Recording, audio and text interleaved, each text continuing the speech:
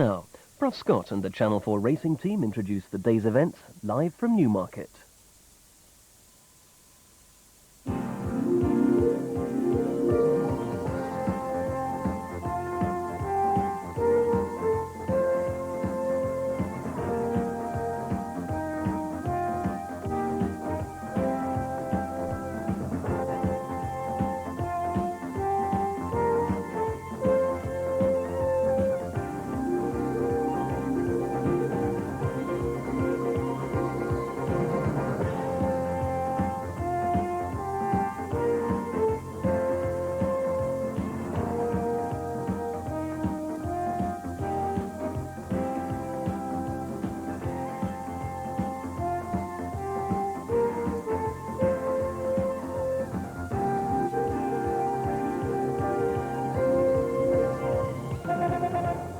You're very welcome to a bitterly cold day here at Newmarket.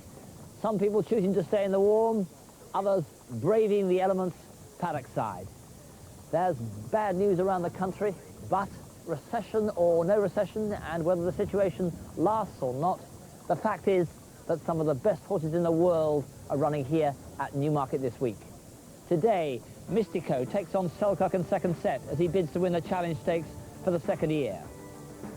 Tomorrow, France's new fast star, Zaphonic, has 10 rivals in the Dewhurst Stakes, a race he has to win if he's to remain Guinea's favourite. And on Saturday, Rodrigo de Triano, the dual Guineas winner, runs in the Champion Stakes, bidding for his fourth Group 1 success of the season. Yes, there's quality all right, and indeed quantity here this afternoon. There were 29 runners in the cellar earlier on, and no less than 80 declared for the 4 races we show you live. 15 in the Green King handicap at 235, 22 in the Jade handicap over 7 furlongs at 305. It doesn't go round the bend.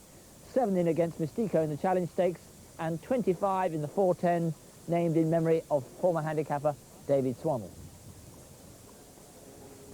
Just standing here watching the horses going down for our first live action, the 235, but I can tell you it's a bit of a film star day today because we've got horses owned by Anthony Andrews and Albert Finney running here at Newmarket. But if we're talking about stars of the racing game, well, the jockey of the year has got to be Michael Roberts. And this week, the 11-time South African champion, who's applied for British citizenship, incidentally, aims to become only the 5th jockey in history to ride 200 winners. Could it be today? We'll be showing you how he got on in the first race. Also today, if you'd like to win the Dial the Distance, you can win £100. The race today, where you've got to try and forecast the distance, is the 340 race. That's the Challenge Stakes. And also today, the last in our series of looking behind the scenes at some of the top studs in Europe. Today we go just a couple of miles down the road to visit the Plantation Stud, which is owned by Lord Howard de Walden, home of his Derby winner Slepanka, sire, of course, of this year's champion filly, User Friendly. And the coincidence bet of the hour and the steamer of the hour in the 410 for Tensky. Fortensky back from 12 to 1 into 7 to 1 favourite. That's the steamer Fortensky in the 410. In the Challenge Stakes, they're betting 6 to 4 on Selkirk and 7 to 2 against second set.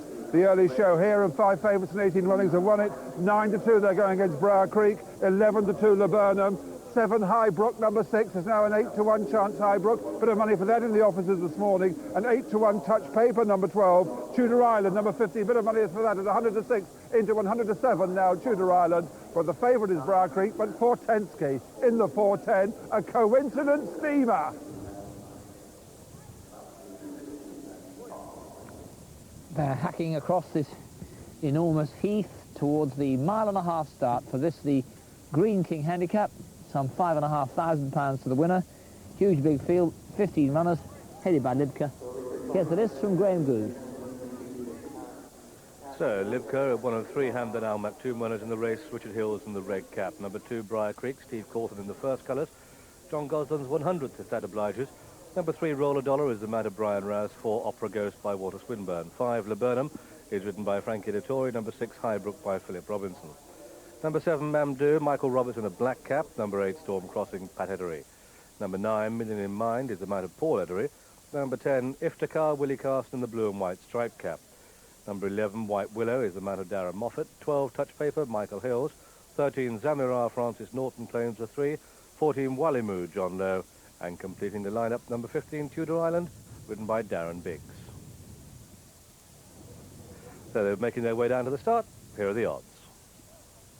Briar Creek is the 92 favourite, opened up at 4-1, and Laburnum is 11-2 from 5. Touch paper on 7. Highbrook is 8-1 from 7-1, and Samira Seri at 10s. Storm Crossing 11-1 from 10s.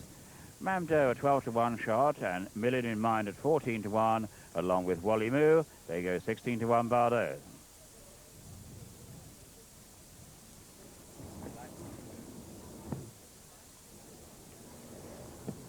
Coming through amongst them, Highbrook, number 6, who we saw in against today's rival, Million in Mind, at the last meeting. Can she do it again on £5 worth terms? Million in Mind, Highbrook in pursuit, quadrant, Give It and Caboose. Quite a bit to do to land this gamble. Daisy Girl and Charlotte, the rest are out of it. They race down into the dip. Give It and Caboose gets into his stride. But Highbrook and Philip Robertson have got first one on them. Inside the final furlong now. Highbrook, here comes Give It and Caboose with a charge down the centre of the track. Highbrook by a length. Give It and Caboose are getting closer, but Highbrook stole the race, and Highbrook wins it by 3 parts of the length. And with his back to us, Steve Cawthon on Briar Creek, who's a smashing sort of horse. He's either won or been placed in each of his last 7 runs. Remember how tough he was at Doncaster. But they've got just over a furlong to go, and it's Give It and Caboose in the lead. Here comes the favourite, Briar Creek, with a strong run through on the rails, and Michael Roberts setting sail on Briar Creek, showing the press, coming to press. Give It and Caboose, and Briar Creek's going to get there. Briar Creek takes it by a half, by 1 of the line. Briar Creek by about a half. Give It and Caboose second. There, Steve Cawthon is his back to us on Briar Creek, and swaddled up against the cold. John Frankham, and with slightly less hair, at least on his head, John Oaksey. Yes, we're a lot warmer than Steve must be. I hope he's got a sweater on under those colours. But although Steve makes up most of it, the fact is that Briar Creek has gone up an long way in the weights this season. He was raised another £7 for that victory over Give It and Caboose. So it's going to be a tremendous handicap performance if he can win again today. It's not impossible, but he's got the handicap of the beat. He's coming back in distance as well. He ran 1 mile and 6 in that race that we saw him win. Prior to that, he ran in the Ebor, where he got beat by Quick Ransom. And Paul Edery, who rode him on that occasion, thought the horse didn't get the trip. Well, he did when Michael Roberts rode him, when we've just seen him. Coming back to 1 mile and 4, though, I don't think that'll inconvenience him. He's a horse who comes from off the pace. John Gosden, who trains him, had his 99th win of the season yesterday with Specify. So it'll be a bit of a special to if this horse can win for him this afternoon. But there's several that have got chances against him. Luca Cumani's Laburnum, for instance, the grey there, son of Glint of Gold. Well, he was longish way behind Quick Ransom last time out, but that was the first bad run this season. Yeah, that was on soft ground. I'd like to see Frankie Dettori making plenty of use of this horse when he got beaten at Kempton. We had another one of today's runners behind him, Roller Dollar. I thought that the horse was, his forte was staying. Lots of chances. Let's have a look at Highbrook. We've just seen her in action. I thought that she was holding Give It and Caboose quite easily at the end. I don't know what you thought. She's a filly who's come into form at the right time of year. She's already on a 3-timer, or on a 4-timer rather. And Mark Tompkins' horses have been in good form throughout the season. That's Tudor Island there, going in, Mr. Seif. Mr. Seif just opened a splendid Phantom and Morton housing estate for racing welfare. Not a housing estate, 23 buildings for ex-stable lads in Newmarket. He opened it this morning. It would be lovely if Tudor Island could do it for him, but I must say that would be his first victory. He's a maiden so far. Well, if his luck's in that he's getting rid of houses at the moment, then Tudor Island's certainly got a chance. There's another one, number 12, Touch Paper. He was a gambled on horse last time that he ran here. and we saw him win first time up this season at Doncaster. Well, last time out, I just thought that he was a little bit outclassed, really, against Wallimoo and a few others. He's got ability, and he'll run well, but whether he's quite good enough or not, I don't know. Well, we're sitting up here in the warm. Big Mac is down there in the ring, and he thinks it's bitter.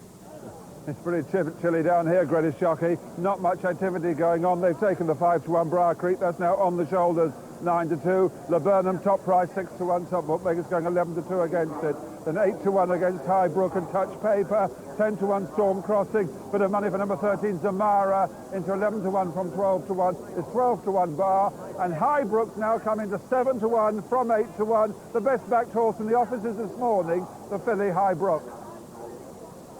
That's Iftikhar, the mind of Willie Carson. Willie rides Iftikhar for Dick Hearn. Well, he's been third in the last 3 of his runs. They're all maiden races. He's yet to win a race, but he is steadily improving. He's been making most of the running in his races lately, but hasn't stayed in front. Yeah, he's got ability, this horse, but he hasn't run for some time, and there must be a little bit of a doubt about his fitness. Hasn't run since early July, although he does look really well. He cost $700,000, so he's got quite a bit to get back yet.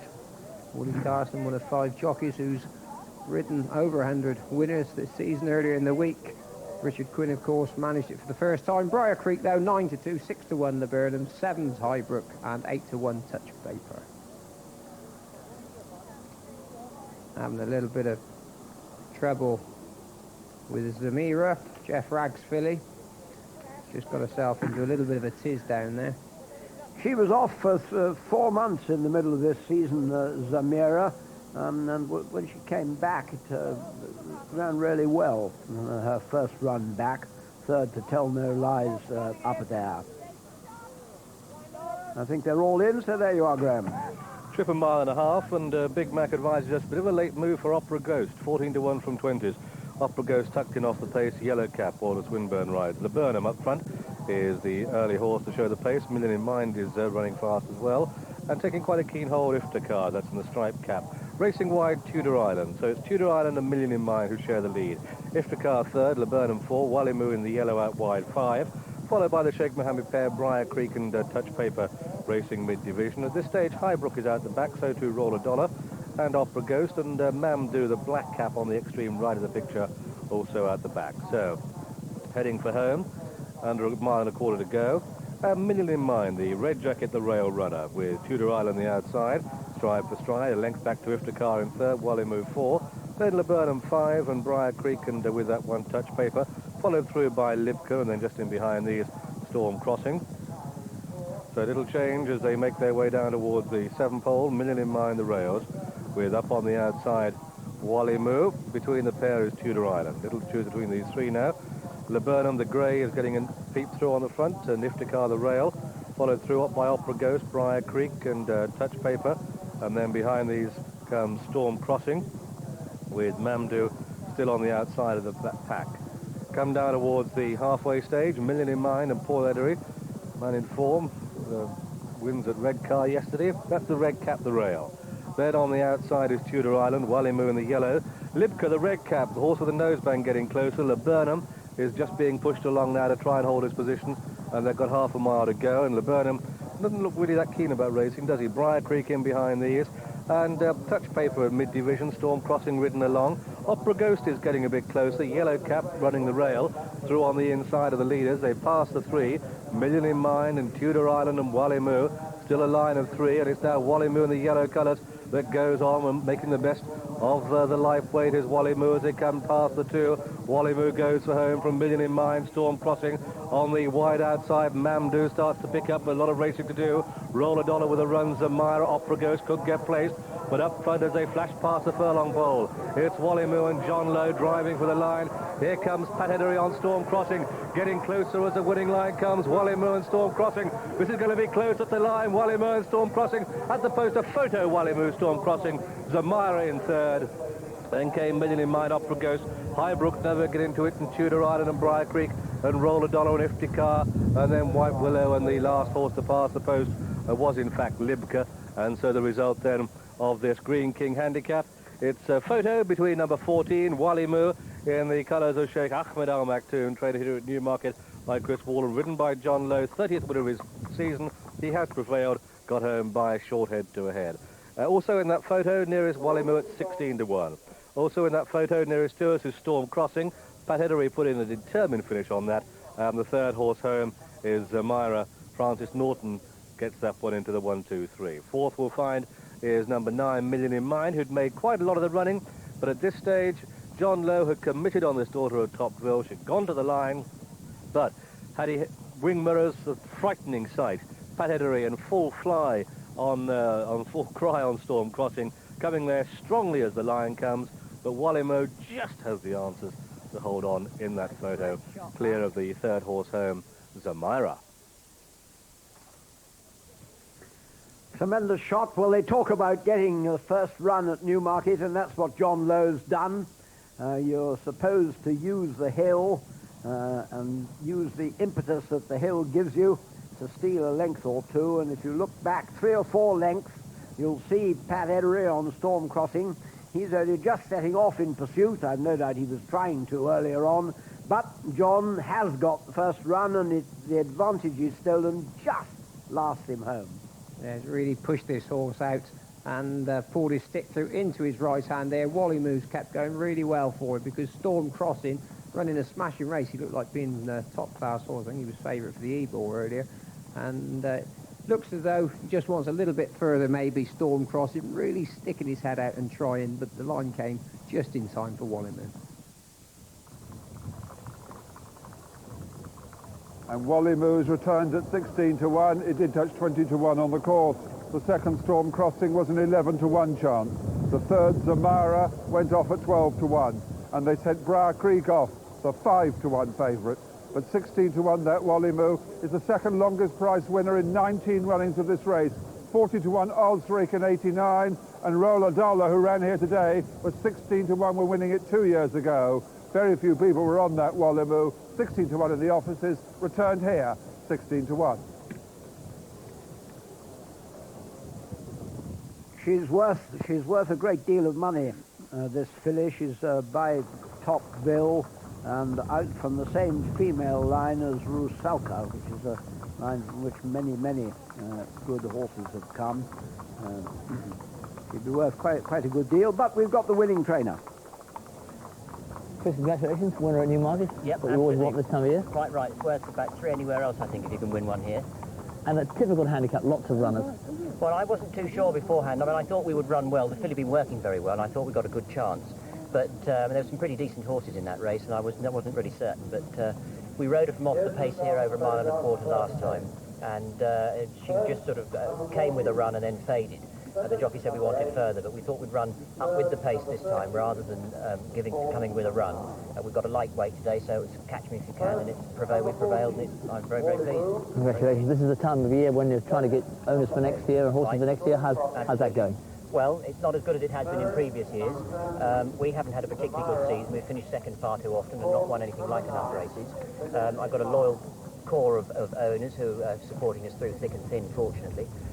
We've rustled up 1 or 2 sort of likely candidates on the way as well, and we've been buying some horses this week, and obviously a winner today stand us in good stead for maybe attracting some other people. And for Sheikh Ahmed too? I hope so. I hope we're not one of his cutbacks. Thank you very much. Thank you. First number 14, Walimu, 16 to 1. Second number 8, Storm Crossing, 11 to 1. And third number 13, Zamira, at 12 to 1. Number 2, Briar Creek, was 5 to 1 favourite and 15 runs.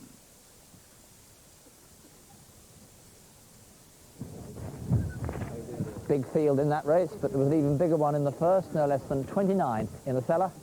Recording that on next here on 4.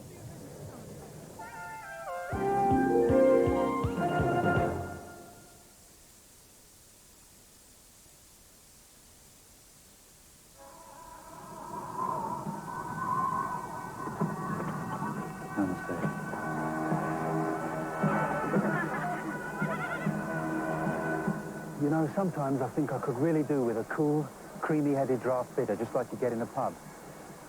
So I have one.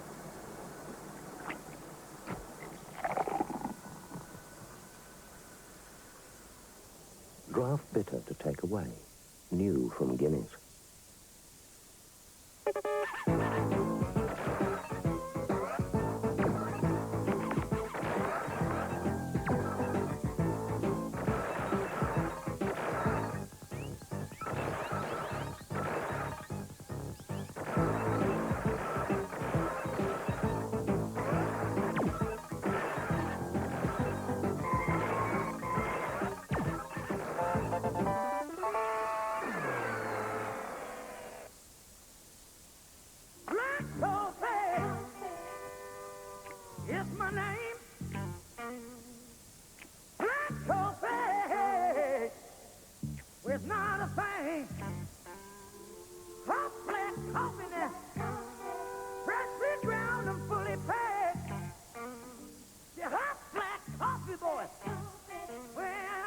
Rich, dark, blend 37.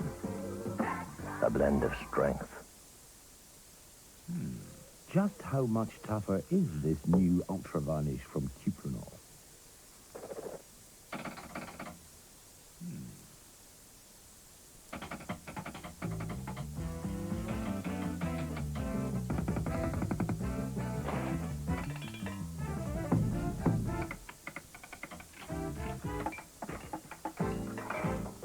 It's tough. Cochrane. No one does wood more good. It's easily controllable, and it needs to be easily controllable as well, because I don't have much time. I'm a very busy person, so I have to have everything just as I need it. Well, they should be sort of fairly modern in design, and they've got to be easily turn off and onable. For advice on electric heating, phone 0800 100 144 now. If your card won't let you write a cheque for more than £50, it's time to switch. You may not want your children to watch this commercial for Chambourcy real chocolate mousse, because it contains scenes of sheer indulgence. Made with real chocolate, whipped into a truly delicious mousse. Far too good for the children. Chambourcy real chocolate mousse. Just don't tell the children.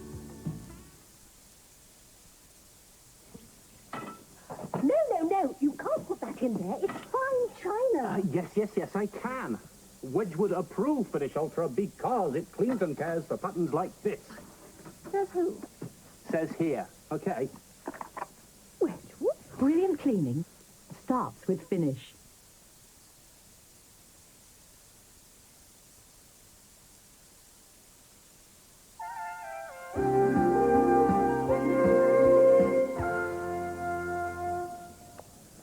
It always amazes me while the worst races always attract the biggest number of runners.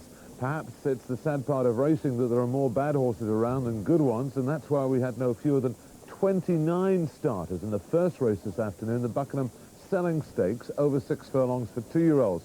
Some interesting news here was that Nutbush, ridden by Michael Roberts, was hoping to get his 199th winner of the season, and there's a jockey change on Don't Tell Jean, because Sir Michael Wigham, involved in a little shunt on the way here, I understand, Sir Dean McEwen took over on that. The absentee was Walk the Beat, and the horse the punters went for in no uncertain manner was number 13, Soaking, the second of these two. He's a rare runner in a cellar for Prince Khalid Abdullah, and with Pat Eddery on board, the son of Dowsing was strongly fancied to win from stall 1. Before we see the race, here's how they bet at the off. JT. Thank you, Derek. And Soaking was the 130 favourite. Mamselle en Go at 4-1.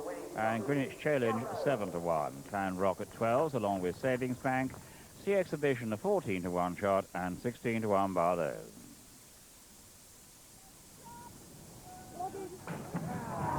And Soaking running the rail, not as well away as some of the others.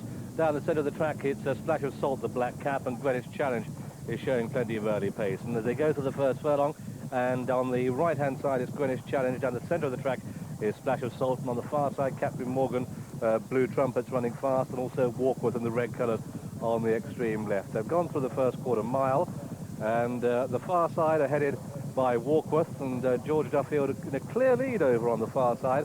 That's in the red colours on the extreme left of the picture, with a black cap going with Splash of Salt. Not that far behind them is Palace Cape Prince. Through on the stand side, and at this stage badly outpaced are both Soaking and Greenwich Challenge, but they're starting getting a bit closer now. They've got a quarter of a mile to go. Warkworth on the left, followed through by Splash of Salt, the black cap. Soaking down the stand side and Greenwich Challenge, and Knobbly Knees on the far side is starting to pick up. They're inside the final furlong now, right across the track, and it's Warkworth. They got that devastating start, just coming back to the field. Splash of Salt, the black cap, after him. Here comes Soaking, the pink cap, on the stand side, and they race up towards the line. It's going to be Soaking who just gets there. Soaking at the line, the winner just from Greenwich Challenge, and Warkworth finishing third. The former champion jockey, or as he is at the moment, the reigning champion, but in brilliant style there. Pat Eddery driving Soaking through to win, and proving very popular with the punters, and proving quite popular here with people who are interested in buying the horse. He's eventually sold for 8,500 guineas to the former Epsom trainer Arthur Pitt. He could have picked up a nice cheap horse there. Here's the SP. First number 13, Soaking, 130 favourites. Second number 1, Greenwich Challenge, 7-1. And third, number 17, Warkworth, returned at 20-1. The tote paid 310 the win. The places 190, 340 and 710. The dual forecast 11.30 and the computer straight forecast 34.37. Non-runner 16, 29 rounds. And the tape returns on the 2.35 here. Number 14, Wallymoo, the 16-1 winner, paid 28.70 on the tote, rather handsome. And the places 720, 380 and 330. The dual forecast 368.10, the computer straight forecast 164 and a penny, and the tri-cast came to £1,986 and 92 pence, 15 rounds. And some results from around the country, starting at Taunton with the 220 won by number 3 Key Deer, 9-4 favourite. Second number 10 Church Star, 12-1. Third number 7 Peru at 5-1, 10 rounds. Utoxeter, the 215, 5 Dragon's Den, 9-1. 9 Must Have a Swig, 11-4 favourite. And 4 Don't Tell the Wife at 8-1, 16 rounds. At Hexham, the 210 was won by number 5 Dominant Serenade, 11-10 favourite. Second number 9 Split Second, 7-1. And third number 6 Fourth Run at 20-1. The tote for the third horse paid £96.90 and 12 rounds. And the 240 at Hexham won by number 1 Kush Baloo, 7-4 favourite. Second number 4 Military Secret, 9-1. And third number 8 Zambi at 20-1, 11 rounds. Today, the Dial the Distance competition, of course, for midweek, and it's in the Challenge Stakes, the big race of the afternoon. You've got to guess the distance between the winner and the second, the official judge's verdict, and when you've done that, do 0891 100 195. Call now, 0891 100 195. The distance, guess the distance between the first and second in the Challenge Stakes on at 3:40. Well, on Channel 4, we'll have to bring you the early prices. Bookmakers going up early, and there's not a single bookmaker on the track with any prices on their boards. So those of you in the betting shops who blame SIS not going up with early prices, they can't. Not a single bookmaker. Extraordinary. It's a tough handicap, 22-runner handicap. They're going around 9, 10 to 1 the field, but not a single bookmaker's got a single price on the board, and we're only a few minutes to the off. Well, that's racy. I don't know why they're not doing it. Maybe there's a real good thing there, but I don't think there is. Now, looking ahead to the tissue, the bookmakers forecast of how the betting will go in the Challenge Stakes, and they put Selkirk in at 6-4 on, with 7-2 second set. Prince Ferdinand's a 10-1 chance, Mystico at 12s, and Dillam and Perfect Circle at 14-1. And in the 410, we have the steamer of the day, number 3, Fortensky in the 410. It's now a 7-1 chance, Fortensky, back from 12 and 10-1. Some shrewd people are on that Fortensky. It's then 10-1 bar 1. That brings in number 21 Egg, 11 Grey Stoke, and 14 Surprise Surprise, and some fair support for number 16 Indiraputeri. Real friend of GG, that creature will be. It's now into 12-1 at Indiraputeri with 14-1 Easy Access, Festin and Rain Splash. But Fortensky drawn 13. Will it be unlucky for the punters or the bookmakers? And of course we're talking about 410. Of course the great 410 won the 1954 Cheltenham Gold Cup and was third a year later to Gay Donald and Halloween. Brings memories back to many of us for the jumping game. Bookmakers still up. Here we are. We've got a prices. The diaphragm's gone up here, and they've gone 8-1 the field, I can see. That's Jaldi and Hub Green at 8-1. I think they can't be 4-1 Laundry Maid, surely. They've gone 4-1 Laundry Maid there. 4 Laundry Maid, 8 to 1 twice, and 7 to 1 Sahel. That's a very early show. Bookmaker punters, in fairness, are going in to the one bookmaker on the track with the prices on his board. The prices are on the board, not many jockeys, in fact no jockeys yet on horses' backs, most of them still staying in the warm in the weighing room. That's where you're going to stay while we take a break.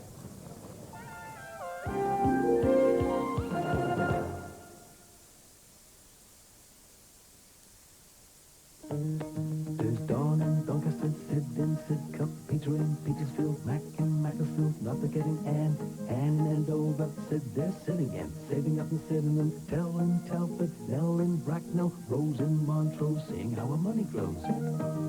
Stephen in Stevenage, Stan in Stanmore, Ross in Ross and Wiley in Leonsea, Felix in Felixstowe, Lou in Lewis, St Helens, St Leonard, Abbey in Abingdon, Mar in Marlow, Jean in Harlow, Dee in Dundee, all saving merrily. Savings accounts for all ages, including one that starts at £1, nationwide, with more branches than anyone else with a nation's building society.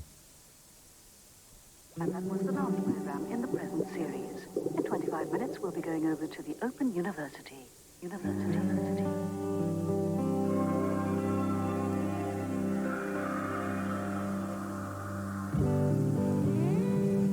always nice to come into somewhere warm if we've been freezing to death, freezing to death, freezing to death, freezing to death. Breakaway here, it's a try! There'll be some celebrating tonight!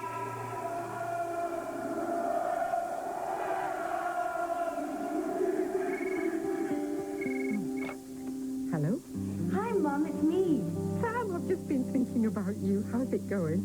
It's really good. No, the fruit's great. No, it's warm, Mum. There's central heating. Ruffy? Mum, I don't like Ruffy. Question. Does your power saw give you control?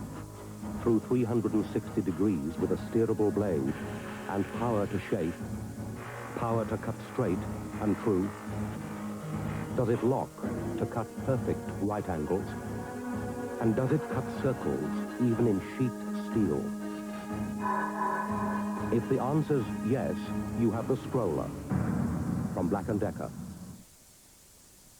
Defining that Guinness original taste.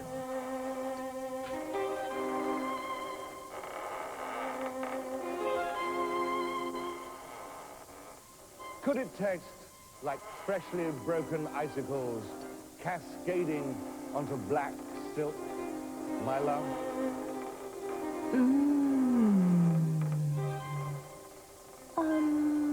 Guinness original taste. The new generation of gas cookers from Parkinson Cowan includes double oven cookers at low-level prices. Double oven cookers, the perfect combination from Parkinson Cowan. New Unibond All-Purpose takes the terror out of tiling because it's an adhesive and a grout all in one. You can't go wrong with Unibond. Starting Monday, 50 stylish models must be won in the Daily Mail Motor Show game. And if you take your game card to the motor show, there are 9 cars to be won there and then. Plus free with Saturday's Daily Mail, there's a 68-page full-colour motor show magazine with news and reviews on all the latest cars. 50 new cars must be won. See Saturday's Daily Mail and get your free magazine and game card.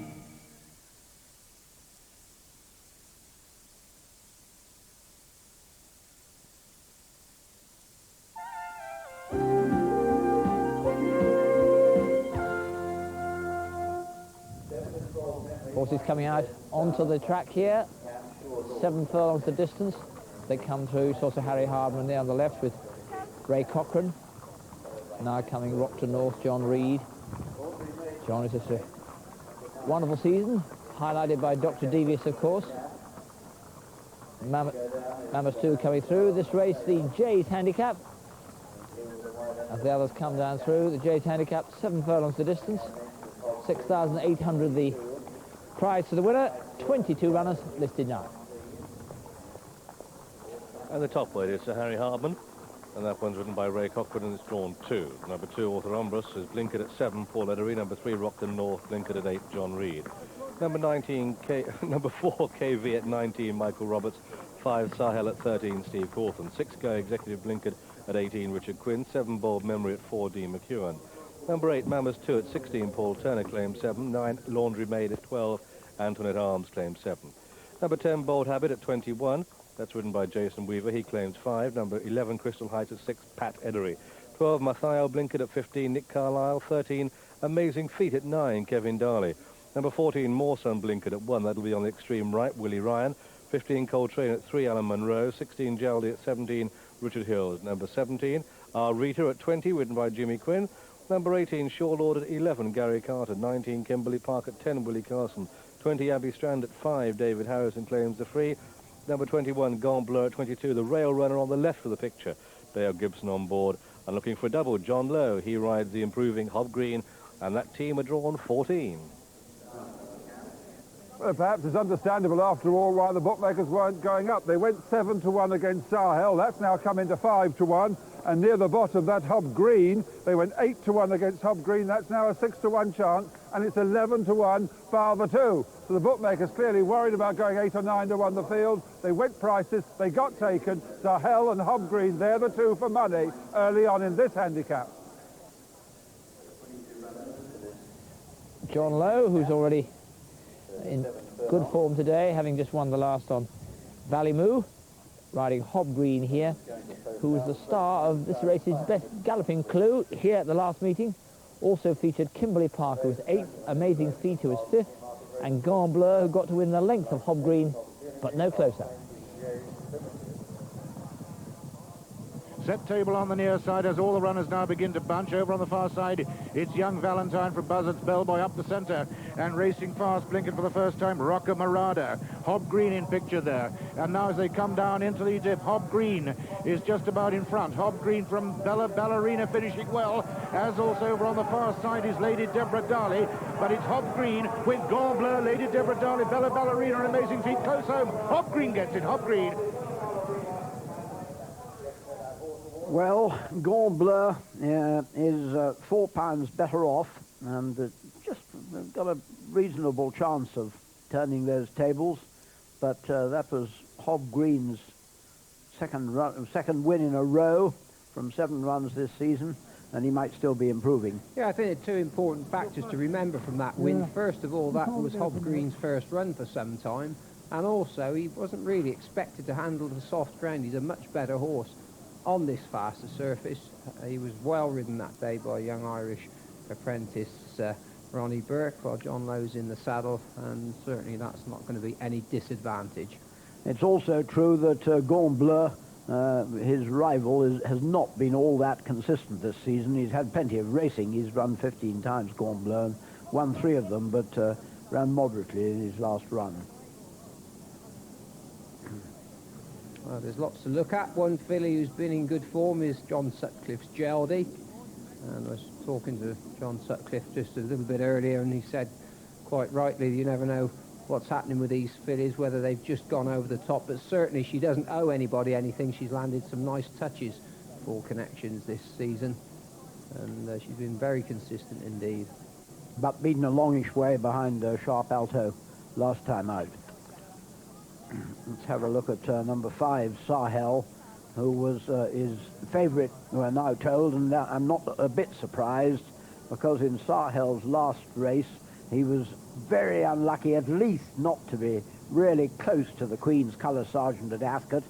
He finished 4th in the end, Sahel, but got about as much daylight as a mole at midnight, and never had the chance of getting a clear run at all, and finished very well. He'd won before that, and I think he's got a real chance. And here is the victory, not the unlucky run. Here comes Sahel. Pretty has to be hard ridden. Yeah, he's kept on well at the hill to beat Polonaise Prima, and also the 3rd horse home there, which is Little Roussillon. And that was back in July, and you know, his run that you were talking about at Ascot was also back in July, And so there might be just the fact that this horse just might need this run this afternoon, but the fact that he's been backed would make you think that whatever he's been doing at home, he's obviously been doing nice. He's got a really nice head, Sahel. Very intelligent horse. Let's have a look now at Bold Memory. Mark Johnson's runner, come down from the north. He's already won over 6 furlongs on this course. Dean McEwen, last time he rode here, was on Rambo's Hall. And Bold Memory, well, he was second first time up this year. He's actually happier, I always think, with a little bit more cut in the ground. Nicely turned out, plaited tail. Well, the Queen's had her best season ever. That's congratulations to the royal owner, and let's hope that Abby Strand, who's a maiden so far, this Jade filly, but she's run one or two good races. She ran well against Queen of Shannon at Salisbury. Last time out, she was beaten by both Kimberley Park and Jade in the race Sharpalto, won at Ascot. Nevertheless, Abby Strand has got a bit of ability. Let's see where she figures in the betting. Well, amongst the outsiders, John, Sahel is the 5-to-1 favourite, Hog Green 13-2. Jade is 12-1, along with Bold Memory, Amazing Feet and KV. Kimberley Park at 14s, together with Crystal Heights and Laundry Maid, and 16-1 Bar. Number 19, Kimberley Park, is already in the number 10 stall. I beg your pardon, that wasn't Kimberley Park, that was Jade, in fact, we were looking at, rather similar colours. But this is Willie Carson, who rides Kimberley Park for David Arbuthnot. This time her best filly's got form with several of her rivals. She's only won one race, in fact, and was quite well beaten last time, but she's beaten several of her rivals today. Yeah, she ran a smashing race at Ascot on soft ground behind Sharpalto, and there was a little bit disappointing behind Hob Green, but I know David Arbuthnot thought that maybe that run had come a little bit too soon for her. There's a horse of Bill O'Gorman's who looked incredibly well beforehand. Some of these were looking a little bit on the cold side. This is Crystal Heights. He's been running over a variety of distances, 6 furlongs and 9 furlongs his last 2 runs. He just got pipped in that selling race, John, didn't he? But Drum Sergeant just beat him in the selling race up at York. 5 Sahel now, 13-2 Hob Green, 12's bar those, and over to you, Graham. And Go Executive very quickly away in the black sleeve jacket on the left. A little bit outpaced on the right, Mawson, so Harry Hardman also off the pace. Crystal Heights is showing a lot of pace, and that's in the green colours nearest to us. And they've split, well, they're all coming down to the centre of the track now. And it's probably Go Executive that just has it, Orthorumbus, Crystal Heights, so Harry Hardman on the extreme right. Abbey Strand is running fast towards the right of the group. Coltrane's up with the pace. Black and white colours on the left. That's Bold Habit, a couple of lengths off the leader. The red and white colours is our Rita running fast. Dark colours with a white cap. KV and Michael Roberts looking for that elusive 200. Come down past the 4. Still Go Executive, Orthorumbus and Crystal Heights who share it. Mamas too in pink colours getting a bit closer. Then comes to Harry Hardman. And then behind these are Rita, KV. Staying on quite nicely in the blue colours is Mathiel. They're past halfway. Just over 2 to go. And it's Mamas too. That's probably just the leader from Crystal Heights. Orthorumbus, the orange sleeves behind these. Then off the pace, Jade with a run. Kimberley Park not that far away. They've got just over a furlong to go. Mamas too, and Jade, Crystal Heights. And here comes Hob Green in the pale colours with a strong run, the horse with a noseband inside the final furlong. And it's Hob Green that's rushed through to take the race. And Hob Green and John Lowe going for a double, racing up towards the line. Hob Green, pay on this one. It's Jade in second place with Amazing Feet, Kimberley Park and Mamas too all close up. Then came Rockton North Orthorumbus, and behind these Mawson, and the field trail back to Gonfleur, the early leader Go Executive, and plumb last was Shore Lord. And so the improving horse, Hob Green, the form looked rock solid, beating Lady Deborah Darley, who won at Leicester early on this week. Hob Green has prevailed in the colours of Mrs. Anne Sigworth, trained by Linda Ramsden, ridden by John Lowe, clear at the line. Second horse home is Jade in the green colours. Well, it's going to be close for third. Hob Green at 13-2 has landed the spoils. Nearest to us in the blue sleeves, that's Amazing Feet. On the far side of Amazing Feet in the orange cap, Kimberley Park. Pink colours at the top of the picture, Mamas too. That's on the left as we look at the action now. But Hob Green coming off this pace, improving at the right end of the handicap, the 3-year-old. How often do we tell you on Channel 4, improving horses at this time of the year? Recent form inside a fortnight looks good, and certainly does good. The form was good. And Well, everything about it is hunky-dory. John Lowe on a double, and I'm surprised he doesn't wave at the camera. Time for Hob Green to prick his ears well clear of the field. Could go in again before the handicapper gets it. Yes, a happy picture of John Lowe. Never even picked up his whip, I don't believe, on Hob Green. Mrs. Ramsden was talking about giving up and going abroad at the beginning of this season. I'm very glad to say that she and her husband have changed their minds. And he's given this horse a lovely ride this afternoon, John. A lot of pressure on him because it was fancied Hob Green. Wasn't sighted for the first 5.5 furlongs of this race. And very easy to panic when Mama's 2 had gone on. But very happy lad, taking hold of him. Won't make the journey back up north seem quite so long. Let's have a look now. As Mama's 2 in the pink colours, leads them up with a dip from Orthorhombus in the orange colours on this side. Kimberley Park just beginning to close in the green and orange colours. But now look, as Hob Green and John Lowe just begin to come from out of the pack, just weaving his way to the outside, got plenty of engine underneath him. And he's got a nice big gap, but as a matter of fact it gets a little bit narrower as he comes through. I don't think there was any contact there, but it just shows you how quickly things can happen and how much luck you need on your side. That run of John's, it's been quite decisive in the end, but things could so easily have gone wrong for him. Orthorhombus and Crystal Heights could have closed in on him. Mama's 2 could have come across and closed the other gap, but none of that happened. And down he goes to win from Jade with amazing feet, probably just coming, yes, in fact, certainly, just coming to take 3rd place ahead of Kimberley Park and Mama's 2. And Hob Green has returned the 13-2 second favourite. Did touch 8-1 on the course. There was 11-1 chances in the offices this morning. The bottom weights, those are the bottom of the handicap, winning the 2 handicaps here today so far. The second, Jade, went off at 12-1. The third, it looks to be Amazing Feet, also a 12-1 chance. And close for 4th with Kimberley Park at 16-1. And Mama's 2 involved there, a 20-1 chance. They censor hell off the 5-1 favourite.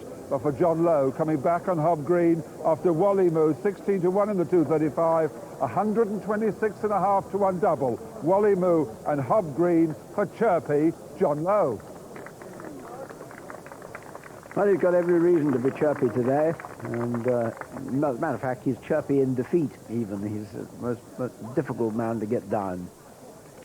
Yeah, second winner of the afternoon, 31st of the season. And considering that he's a very lightweight, incredibly strong jockey, John Lowe. Gives anything and everything a ride. And as Graham was saying, quite rightly, as this horse pulled up, he's certainly a horse to keep on the right side of from now on. He's a big, strong horse. He'd be up to carrying plenty of weight. And there's the owner of the second, a smiling Albert Finney. Had horses in training for a long time. Been a very keen racing enthusiast. And we just had the Green King handicap. Last thing I saw Albert Finney in was a programme on TV called The Green Man. Absolutely excellent actor. Yes, do you remember him as Tom Jones? What a marvellous film that was. Well, let's have the starting price. First, number 22, Hob Green at 13-2. Second, number 16, Jade, 12-1. Third, number 13, Amazing Feet, again at 12-1. And the fourth horse, number 19, Kimberley Park, 16-1. Number 5, Sahel, was the 5-1 favourite and 22 ran. And at Taunton, the 250 went to number 1, Belmore Dean, 9-4 favourite. Second, number 7, Northern Sadler, 9-1. And third, number 4, Cotopaxi, 11-2, 8 ram. Utoxeter, the 245, won by number 4, Classic Exhibit, the 11-8 favourite. Second, number 15, Lightning Spark at 6-1. And third, number 6, Major Risk, 9-1, 16 ram. One of the beauties of living in Newmarket is that apart from the fact that you see racehorses every hour of every day just about, it's also one of the most beautiful places in Britain to live. Whichever way you come into Newmarket, you can't help but see the lovely white rail paddock and the lush pastures of some of the most famous studs in the world. Now, one of the most famous and beautiful is the Plantation Stud, which is situated just a couple of miles that way in the village of Snailwell. And it's here that they stand the Derby winner Reference Point, who, of course, sired User Friendly, the great filly of this year. Leslie Graham went behind the scenes in the latest series of our look behind some of the leading studs in Europe.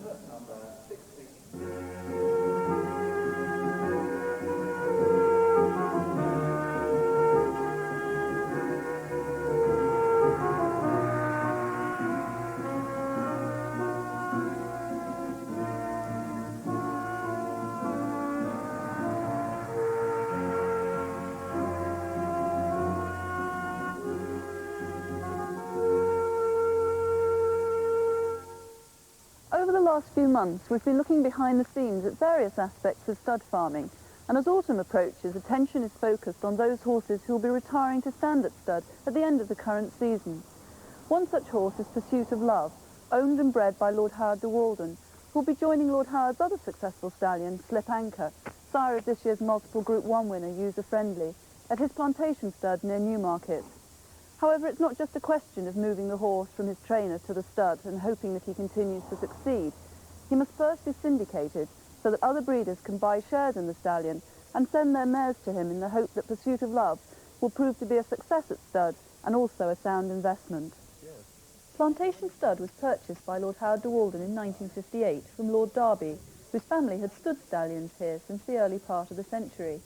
The person in charge at Plantation Stud is Leslie Harrison, who for the past 20 years has been Lord Howard's stud and racing manager. Leslie, you must be very pleased that Pursuit of Love will be coming to stand at Plantation. Yes, indeed. When he went in to be broken at Warren Place, I did ask Henry that when he sent him back again, it would be as a stallion. And I have to say he's done pretty well at it. Do you think Slip Anchor and Pursuit of Love will appeal to different types of breeder? I don't know so much different breeders, but certainly a different type of mare. And they are very different types of horse, obviously. And Slip Anchor is the basic mile-and-a-half classic horse who hopefully will continue to throw the class he's chosen to throw. And Pursuit of Love, 6 furlongs to a mile, totally different physically and in type. Slip Anchor's currently leading UK-based sire. Will that in turn help with the standing of the second stallion? Not in any particularly obvious way, except that hopefully success will follow success. And what difference will it make to the economics of the stud standing a second stallion? Well, an increase in the income, obviously, into the stud will be an increase in the number of mares visiting. But more importantly, I think it will give the stud a higher profile, and it will maximize the potential of the stud. Pursuit of Love is a son of the French-based stallion Groom Dancer, who is himself a son of one of the world's most successful stallions, Blushing Groom. Pursuit of Love has won 4 of his races and epitomizes his owner's desire to see horses race. I breed my own horses and I race them. You see, the thing that's changed quite a lot is that, I mean, in the old days, what I call the old days, my youth, I mean, good 2-year-olds used to run at Ascot and Hyperion, for instance, and went on to win the Derby and all the rest of it the next year. I mean, that's what they're there for, is to race, as I'm inclined to tell trainers occasionally. They seem to forget it nowadays. Even though Pursuit of Love has won 3 stakes races, one of his best performances was a narrow defeat in the Group 1 July Cup. Although Pursuit of Love will take up residence in the box next to Slip Anchor at Plantation Stud at the end of the season, he's currently still with his trainer, Henry Cecil, at Warren Place. Leslie, Tony Morris described Pursuit of Love as the very model of a thoroughbred. How would you describe him? Well, certainly he's a very difficult horse to fault as his type. He's a very good, strong-topped horse on good limbs, very strong quartered, particularly strong second size, plenty of bone, and a lovely head and outlook. At what stage during the season did you decide to stand Pursuit of Love as a stallion? Well, I think probably the decision came after the July Cup, and certainly after the Maurice de Guise, after he won the Maurice de Guise. Yeah. I think it became more or less certain that he would retire. The majority of stallions are syndicated into 40 shares. A share entitles the holder to a nomination, which is a right to send a mare to be covered by a stallion. However, if a shareholder decides not to have his mare covered, then the nomination can be sold. Firstly, by offering it to other members of the syndicate, and then by selling it on the open market. Historically, a nomination was paid for regardless of whether a mare got in foal, but nowadays there are a number of concessions, and most nominations are only paid for if the mare is in foal on the 1st of October, and some studs will even offer a refund if a mare fails to produce a live foal. The current market climate has also influenced the traditional relationship between the nomination fee and the share price, as the person responsible for Pursuit of Love syndication, James Wigan, explains. I would think that in the present market, you're probably thinking in terms of about a share being worth about 3.5 nominations. It had been the case that shares were valued at 4 to 5 nominations, but I think that now, with the bloodstock industry in a pretty bad way, and breeders not, on the whole, being keen to invest too much, they will only go in for a share if it's very good value in comparison with the nominations. I mean, in the case of Selkirk, where we just completed the syndication, he's going to stand sort of between 8 to 10,000, probably nearer to 8, and shares with 30,000. So, to give a rough idea of the... And how do you go about selling the shares?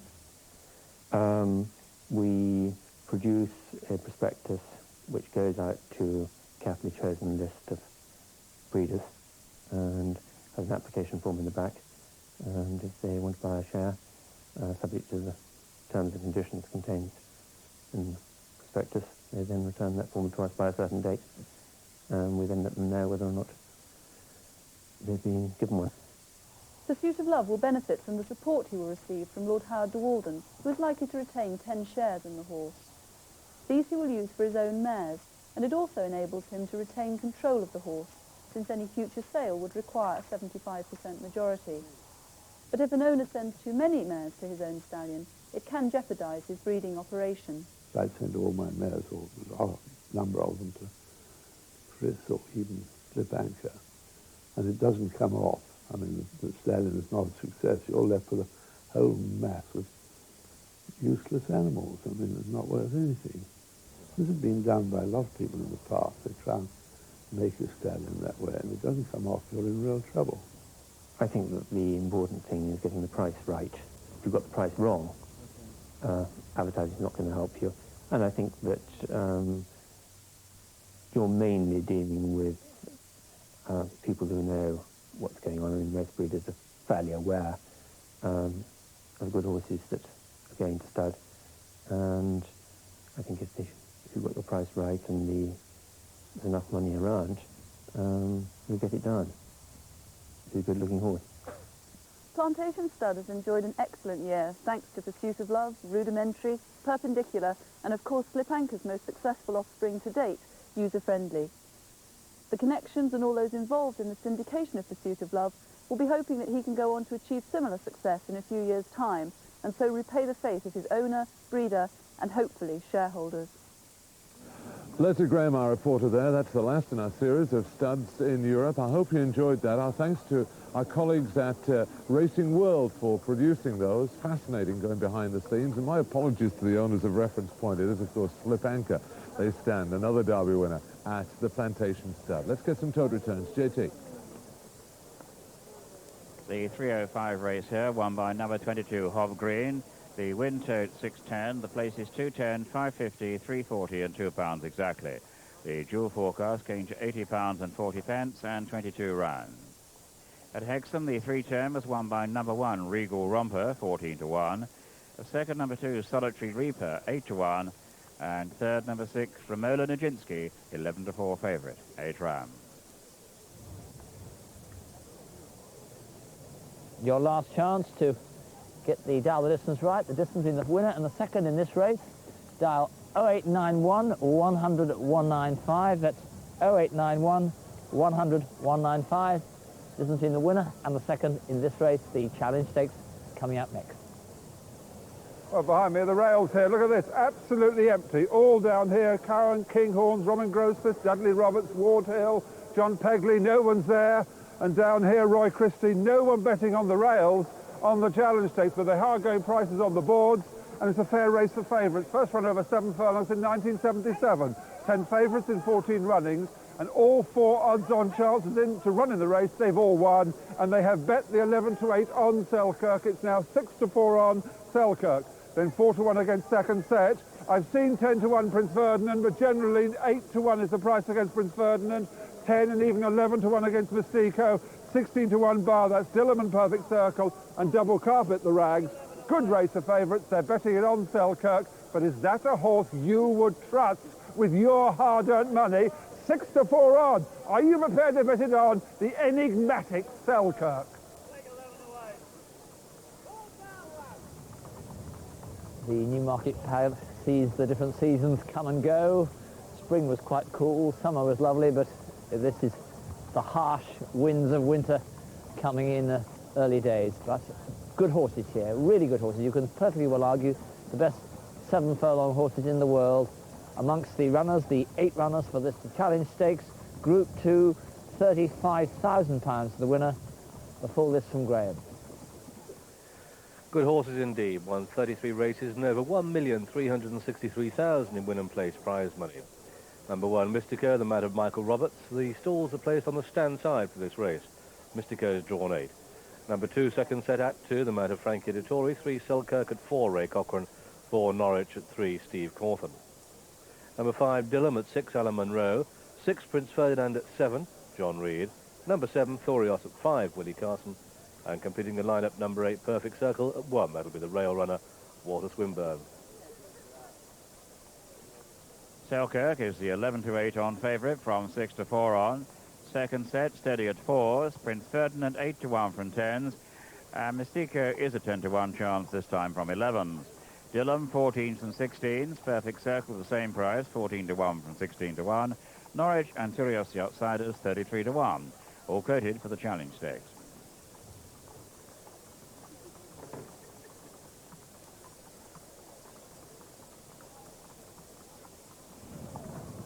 And there, the dappled grey, chunky shape of Mystico, who ought to be an animal happy in his work. All 4 successes of his career have been on this, his home track. And when he took this race last year, he broke the course record into the bargain. And it's Mystico who's made it all. Mystico clear by 2. 2 only yours in second, and Vox right on the outside. And this is the Guinness winner, sparkling on her home ground as Mystico comes clear by 3 up towards the line. Mystico takes it. Mystico is the winner, only yours second. Horses for courses, they say, and this is a prime example. He's only ever won here, once as a 2-year-old and 3 times as a 3-year-old last year. And he won the European Free Handicap, the 2,000 guineas, and then, as you saw, this race, the Challenge Stakes. But in between whiles and elsewhere, sadly, Mystico, although he has continued to delight Clive Britton and Michael Roberts at home, has never quite produced it on the track. He's been behind Selkirk in all his 3 runs this year.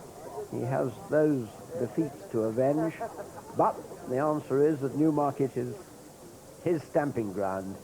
Newmarket's the place he loves, so let's see how he can do here. And let's have a look at Selkirk, the odds-on favourite. A magnificent chestnut of Mr. George Strawbridge's, and rather a tantalising horse he's been, because on his day when things go right, he can look an absolute world beater at a mile. He's been involved in some marvellous struggles, notably one with Marling this season, when Marling just came off best. And then, last time out, he was extremely, well, unlucky at 10-8 in running. I don't say that he would have beaten Lahib in the Queen Elizabeth II at Ascot, but he got absolutely no run whatever. John Reed rode him that day instead of his regular rider, Ray Cochrane, who was suspended. And John would admit that things went absolutely comprehensively wrong with him. John, he's not really a horse I'd like to lay odds on much. Well, it's always easy in hindsight talking about that Ascot race and John Reed.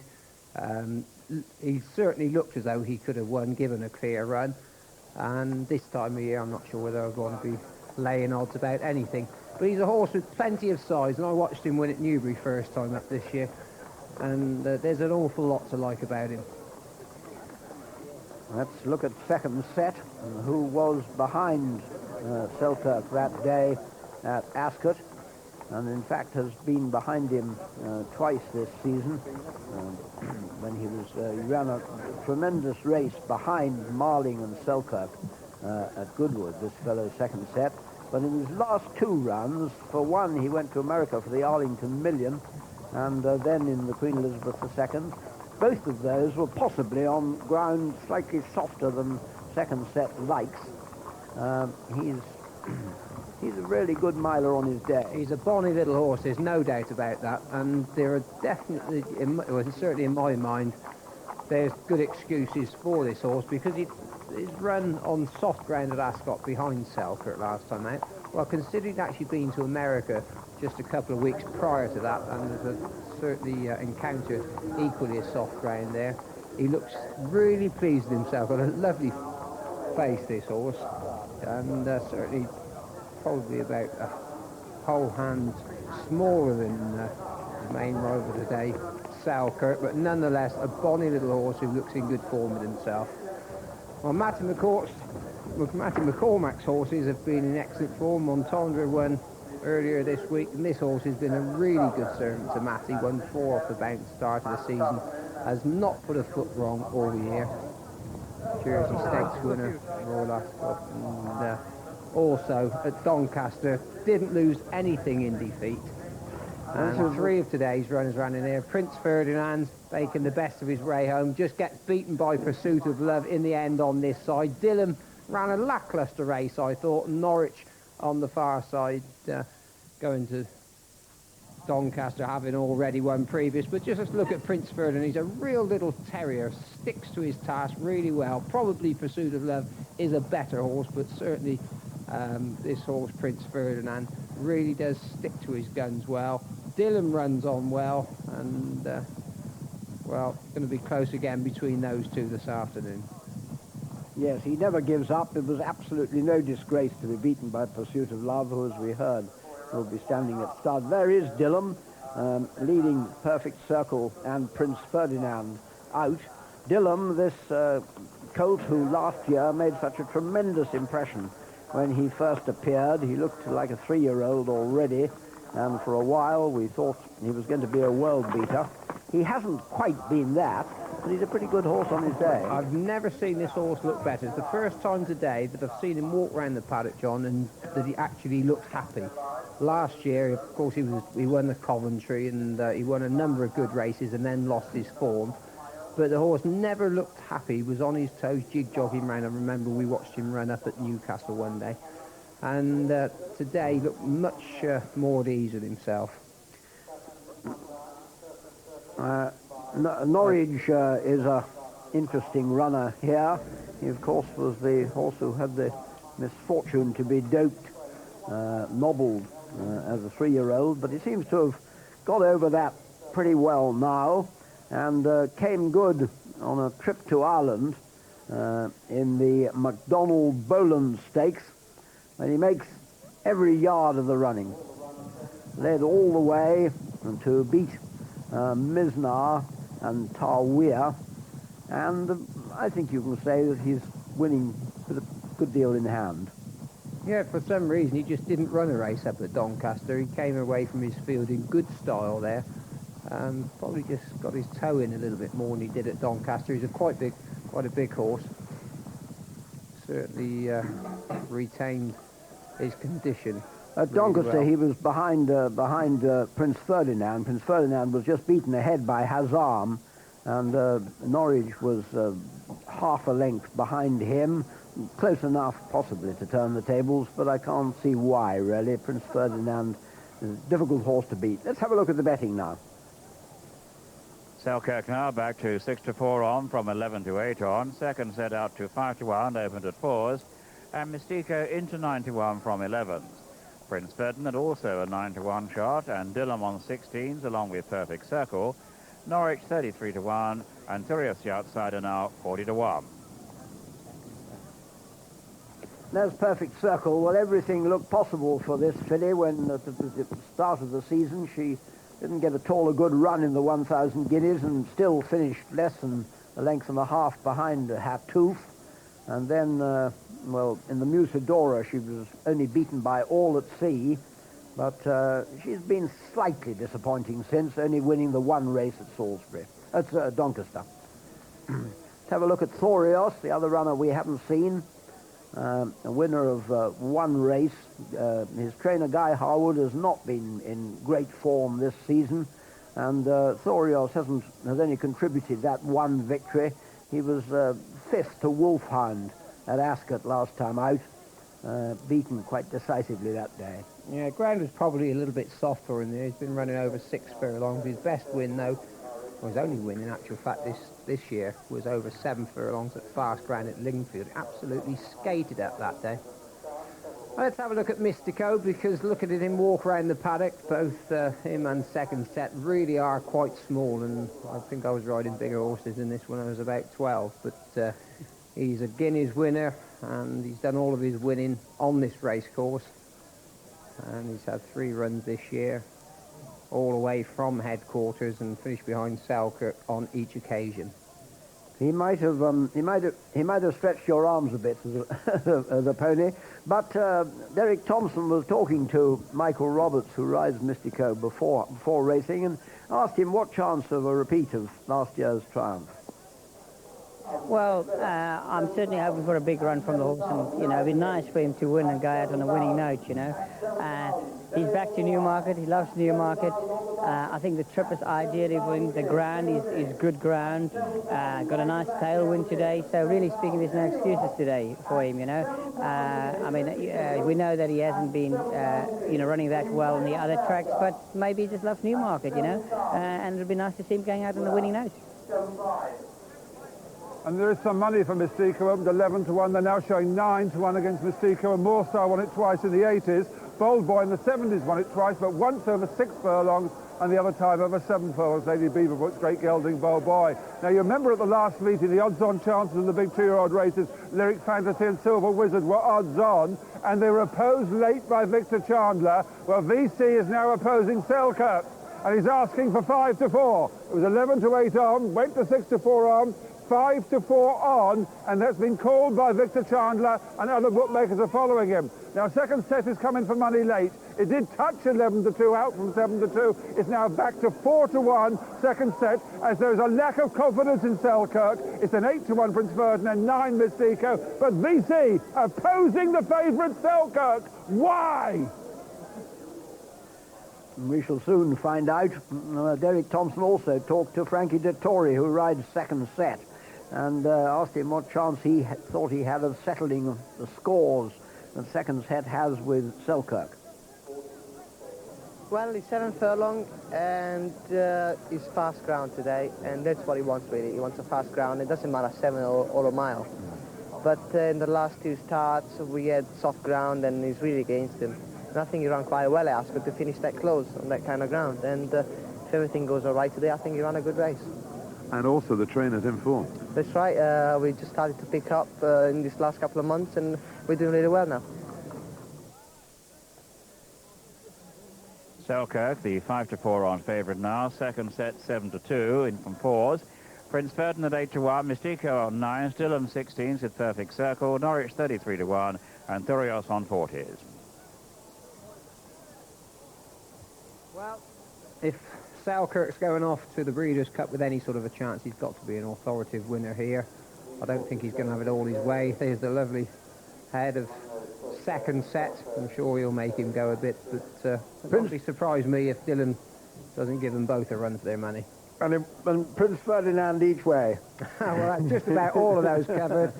There's Mystico. It'd be great if he did win. As Michael Roberts was saying earlier, it'd be nice for him to go out on a win. He's given us a lot of pleasure. There you are, Graham, then. What do you think? Well, from stall age, you'd expect to see Mystico out very fast and try and make all. I think Mystico each way, Group 1 winner in a Group 2 race and track record holder to boot, looks good value to make the frame. From 8, Mystico and Michael Roberts might elect to keep straight, or after a furlong or so, tack over to the stand side. 132nd set, plenty of money for that. That's the blue colours. And Mystico indeed out fast. And Dillon running fast. And Thorios and Norwich took a very keen hold to post is going well. But it's Mystico on his favourite track, playing at home. Clear of the group on the far side, in fact clear of the overall team, and it's Mystico clear by 2 to 3. Norwich running fast, Rayo, Dillham, and then second set. Prince Ferdinand, the white cap, is tracking the 3 on the left, and from that far start, Michael's coming over to the stand side on Mystico and has the call. By a length and a half to 2 to Norwich, the rail, and then second set. And Selkirk in behind horses, the white jacket, Ray Cochrane, on this good runner, is getting a bit closer as they come past the halfway stage, but it's still Mystico that has it, and Norwich, and Mystico being niggled along. Dillham's going well. Second set, Prince Ferdinand's travelling well off the pace. Selkirk in the white colours will be pulled wide for a run, and they come down past the 3. It's still Mystico, but now being swallowed up by the field. Did he go too fast too soon? Norwich takes it up now. Selkirk on the extreme left starts a run, but Prince Ferdinand with a white cap in the line before with Thorios the maroon cap. They're inside the final furlong now, and Selkirk stretching up on the outside, and Strelcher going on by a length and a half to Thorios. Prince Ferdinand, second set, could make the frame up towards the line. This is Selkirk on form, and it's Selkirk clear by 2 to 3. Thorios, second set, saves the each way. That's third, and then behind these came Prince Ferdinand and Perfect Circle and Norwich and Dillham, and in the end Mystico dropped away to be last of all.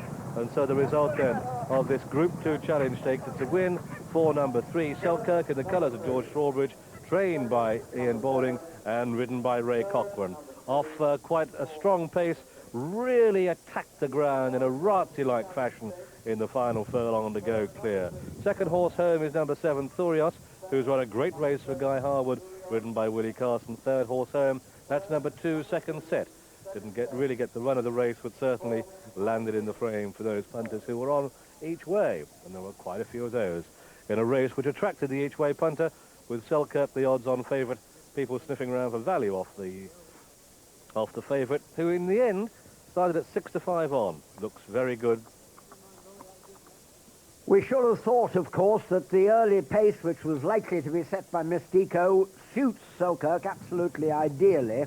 What he wants is a really strong run race over a mile, and you see Ray Cochrane, there aren't going to be any hard luck stories today. He steers to the outside, gets clear daylight for Selkirk, and the moment he presses the button, looks across at his rivals and can see he's got them beat. Yeah, very impressive performance this, and good compensation for defeat in that Ascot race. For a moment, Prince Ferdinand went there absolutely running away, and I think that probably John Reid just going so well, got there a little bit earlier than he would have liked, but Thorios has run on well for a second place, but really there was no other horse in it once Ray Cochrane pressed the button. He quickened up really well, and an exciting prospect to look forward to the Breeders' Cup. Really is going to be a good programme.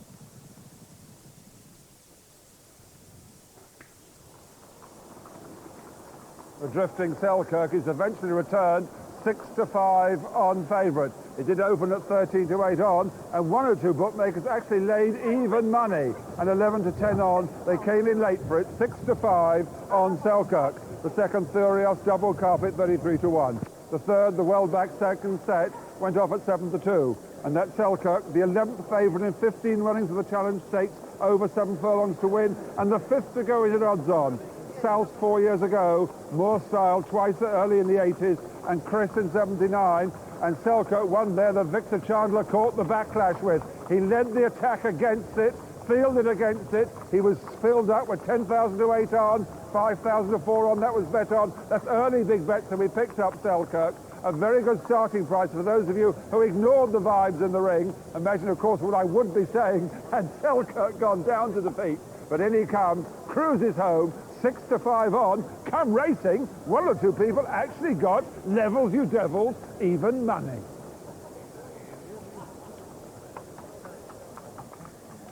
Well, that's a wonderful consolation prize for George Strawbridge, who owns and bred Selkirk. George, who was a really good amateur rider himself, both in America and over here. He was extremely ill last year, and it's wonderful to see him recovered, and Selkirk giving him so much delight. 93rd winner of the season for Ray Cochrane, I suppose. Got a real outside chance of riding 100 winners, although time's rapidly running out of the turf season. There's the trainer, a delighted trainer, Ian Balding.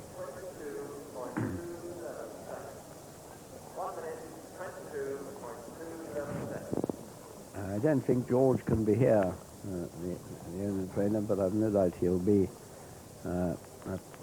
in Florida to watch the Breeders' Cup. Let's have a look at Selkirk's pedigree. He's beautifully bred for a stallion because sharp enough, of course, the sire of Chris and Diocese. And the dam Annie Edge, she won the Kiveton Park Stakes herself, but was placed in all sorts of races, the Irish Guineas and the Nell Gwyn and the Lytho and the Queen Mary. And then she was sold to America for quite a lot of money, for 330,000 guineas, and won numerous stakes races over there. So that Selkirk will be attractive, not only to English breeders, but to American ones. Here's the inboarding being attacked by the press. A terrific performance, nearly beat the track record. Yes, I'm delighted, I must say, because we were all very nervous beforehand. I don't think the jockey was, luckily. But trainer, owner, everyone else was very nervous about him running. But Ray said, listen, I told you, he would have won the July Cup had he run, you know, over 6 furlongs. So he said 7's never going to be a problem. He's got such speed. He was saying afterwards, you know, they were going absolutely flat out. And he said he had to pull him to the outside. He was going too well, you know. No, he's a hell of a good horse. And it's just, to me, it's a tragedy that he didn't win either of the Group 1s, you know. But there's a Group 1 to come, the Breeders' Cup Mile. There is the Breeders' Cup to come, but I've always been nervous about it, particularly in Florida. You know, you're going around a track like Chester, which isn't going to suit a long-striding horse like this. He has got speed, but 14 round there, it's a lottery. You know, you've got to be lucky, and he hasn't been terribly lucky. But he'll definitely go Yes, for it. the player, he definitely will go. You know, and I think he's the best miler in the world. He's the best colt I've had since Mill Reef. Hell of a horse, and just, you know, I hope he gets a chance to prove it in America, really. And Ian, the way he runs his races, I mean, you have to have the luck in America. You have to ride him off the pace. You can't Yes, I mean, go Ray's through them. come, you know, really too soon today. You know, he's got there a furlong and a half, you know, he's at the front, which is a bit quick, you know, only because he was going so well. But he's got the speed to take a place in America. But I'm just, you know, if it was Belmont, I'd be more confident, that right climate and the right track, you know, but Florida worries me. But at least he showed it to all of us today, you know. He's a terrific horse. He's the best miler we've had around here for a long time, I think. We'll be rooting for him out there at Gulfstream. Thank you. Thanks. First, number 3, Selkirk, 6 to 5 on favourites. Second, number 7, Furios, 33 to 1. And third, number 2, Second Set, returned at 7 to 2. The tote paid £1.80 the win. The places £1.30, £4.40 and £1.60. The dual forecast came to 32.30 and the computer straight forecast to 23.37. If you're betting on the dial the distance, then your winning margin is 2.5 lengths. The winning margin 2.5 lengths and 8 rounds. At Taunton, the 320 won by number 8, Texas Scramble, 100 to 30 favourite. Second, number 1, Breakdancer, 61, and 6 to 1 rather. And third, number 7, Simply George, 11 to 2, 14th round. And Utoxeter, the 320, 11, Dr. MacArthur, 8 to 1, 2, Midland Lad, 7 to 1, 14, Tap Dancing, 33 to 1, 6, Jock Sperm as the 5 to 2 favourite. That was the faller, non-runner 12, 13 rounds. Well, ladies and gentlemen, a tremendous performance by Selkirk and Ray Cochrane to win our feature event this afternoon, the Group 2 Challenge Stakes. Just what the doctor ordered in time for the Breeders' Cup Mile at Gulfstream Park, and we wish them all the best in that event. We're now delighted to ask the Marquis of Hartington, Senior Steward of the Jockey Club, to make the presentation of the special trophy for our feature event to the winning trainer. Will you congratulate, ladies and gentlemen, Mr. Ian Balding.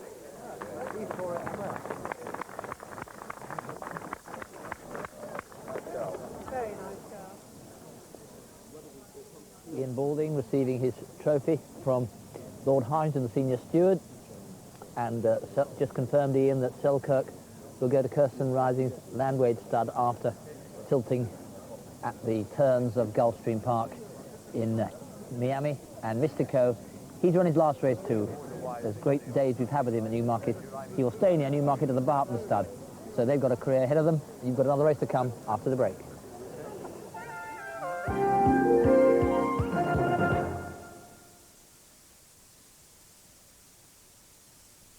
Uber now has a health scheme for almost everybody.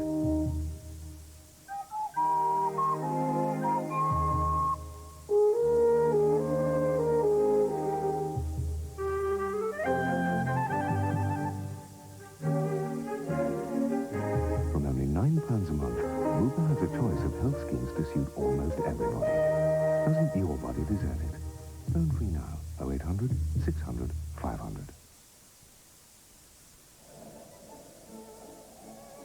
Who's a pretty boy, then? You are.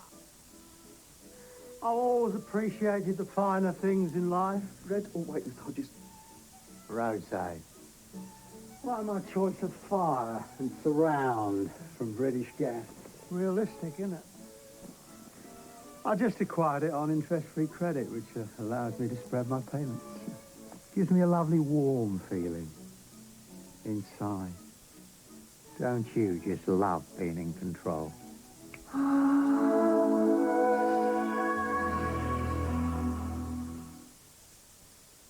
Oh, this is a life.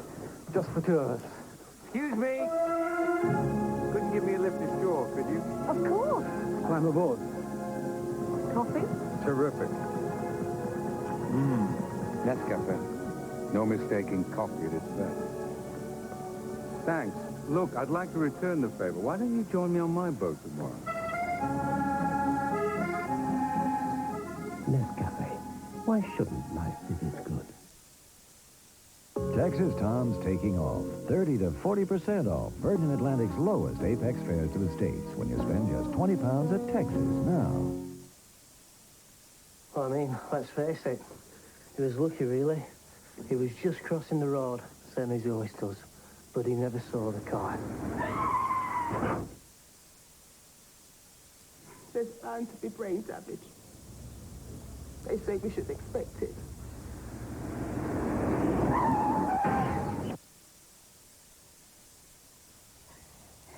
They said he was doing 40. She didn't stand a chance. That's not right.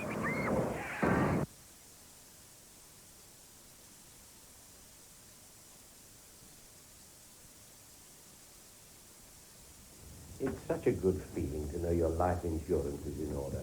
And yet, people our age don't always have the protection they need.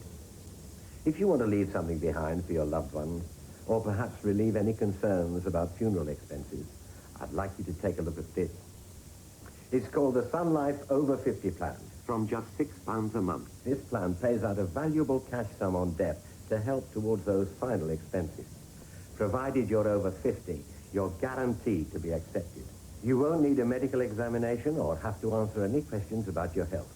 All you have to do is to phone this number now, 0800 666 888. Your call is free, and Sun Life will send you this information pack by post. There's no obligation and no salesman will call.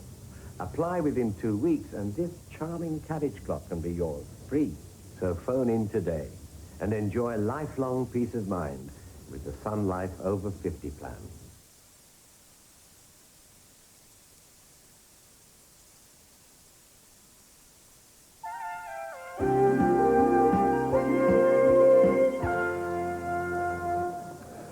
Well, it might seem a bit early to be talking about who's going to win the next year's Derby, the 1993 Derby on the first Wednesday in June next year, but for the past 2 years, the winners of the Dewhurst, Generous and Dr. Devious, have both gone on to win the ever-ready Derby. And that's why we're very much looking forward to seeing the Dewhurst tomorrow, which is one of the top 2-year-old races of the year. Let's check out the 11 runners, the 11 2-year-olds who will be contesting this prestigious event. Well, first of all, number 1 is Blues Traveller. That's ridden by Darrell Holland, one of 3 runners from the Barry Hill stable. Won nice in Newbury last time. Carbon Steel, I'm out of Steve Cawthon. Now, there's a very interesting one. Number 3, Fatherland.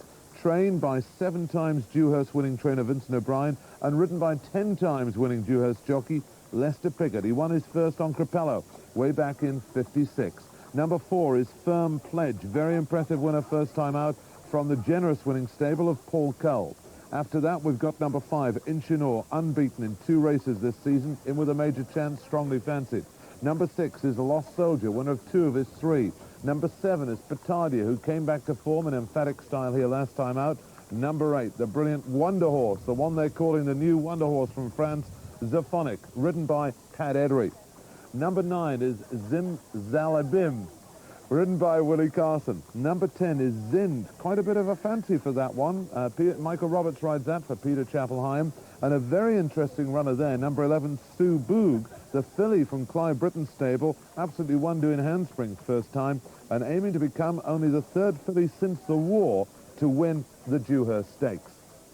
But the horse that we're all looking forward to seeing very much indeed is Zephonic, already down to about 3-1 favourite for next year's 2,000 guineas.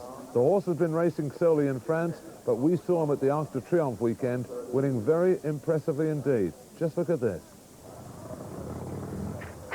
The orders, they break away, and Dime and King Mambo. And it's King Mambo and Dime, the first two to share the lead. Followed through by Tenga in the Star Sleeves, Canasta Star running the rails. At this stage, Zephonic is the back marker. But it's King Mambo leading, striding clear by 2 to 3 lengths to Dime in second. Then third is Splendid on the outside of Canasta Star, followed through by Zephonic and Tenga now the back marker.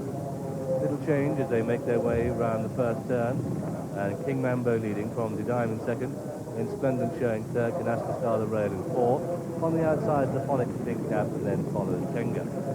Come down past the halfway stage, and it's King Mambo striding 2 clear of Dime. Splendid well placed on the outside as they make the final turn.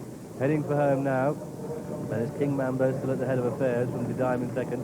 Then Splendid, Zephonic is on the outside of the pack, running through next to the rails, Canasta Star, Tenga being a bit outpaced, but it's King Mambo in the lead from Dime in second. Zephonic with a strong run on the outside and suddenly accelerates to go into a lead of a length, 2 lengths.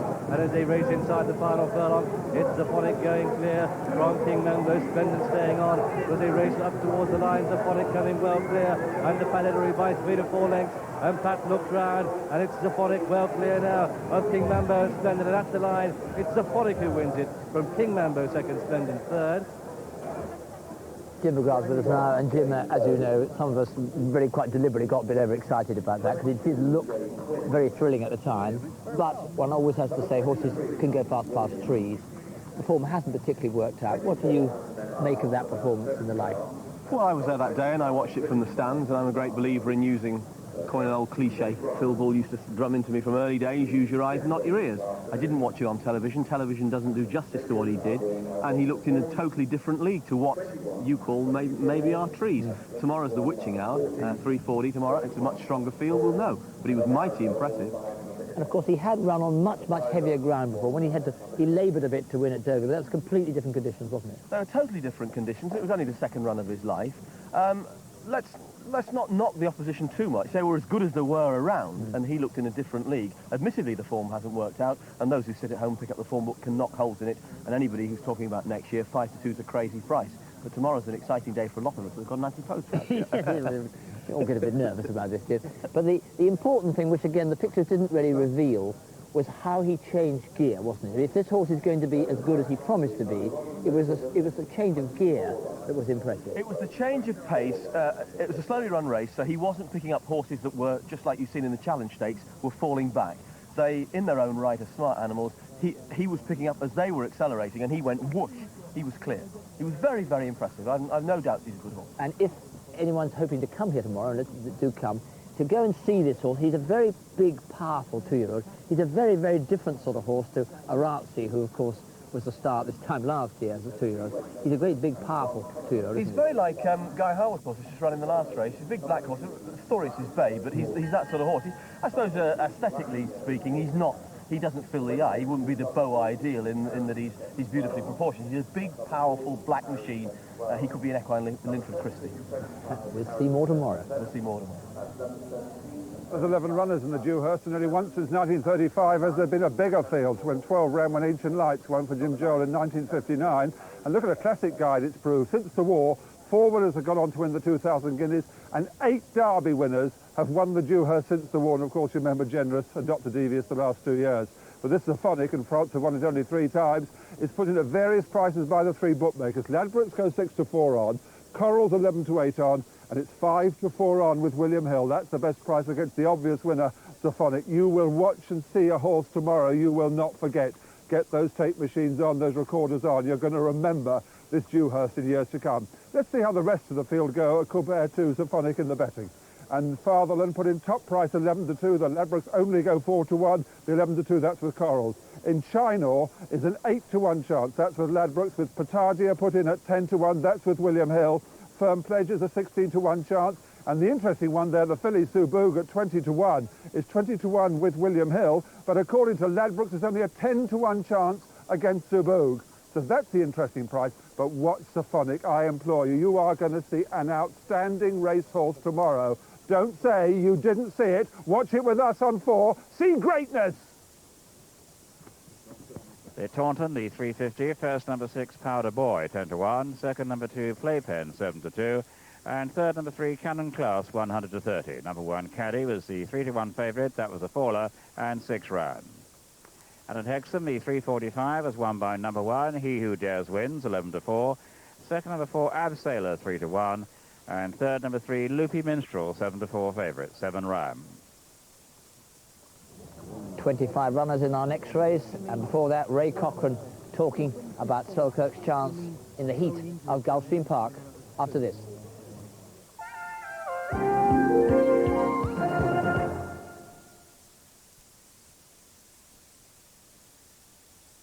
Time magazine called him the master funny man of the age. The LA Times called him one of the funniest people in the world. Now, for the first time ever, the legendary king of comedy and music is captured on video in the best of Victor Borge. Pardon me, madam, are you laying eggs? It's the funniest, most outrageous comedy classic ever recorded. Isn't it a shame these big fat opera singers always lean against the pianos and bend them? Recorded live, this collector's edition of Priceless Comedy is a must for every Victor Borge fan.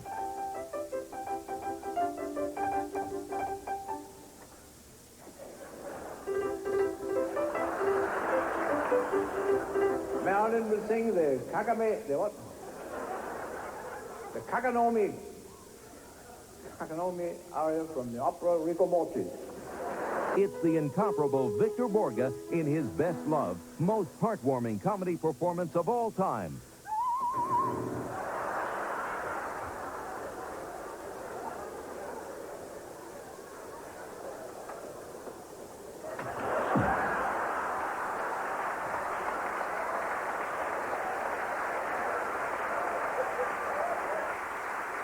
The best of Victor Borge on VHS is only $19.95. This classic comedy collection is not available in any store at any price. To order your personal copy, you must act now. Call 0726 68000. That's 0726 68000. Or make your check or postal order payable to Victor Borge Offer and send it to us at Victor Borge Video, Admail 54, Plymouth, PL1 2YD.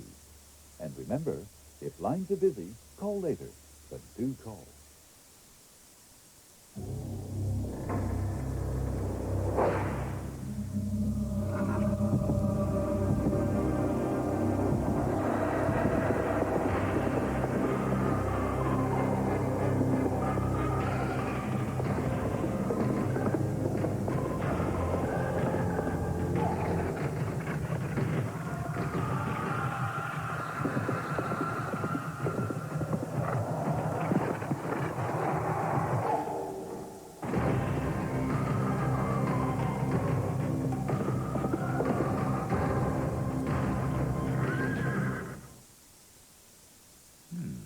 Just how much tougher is this new Ultra Varnish from Cochrane?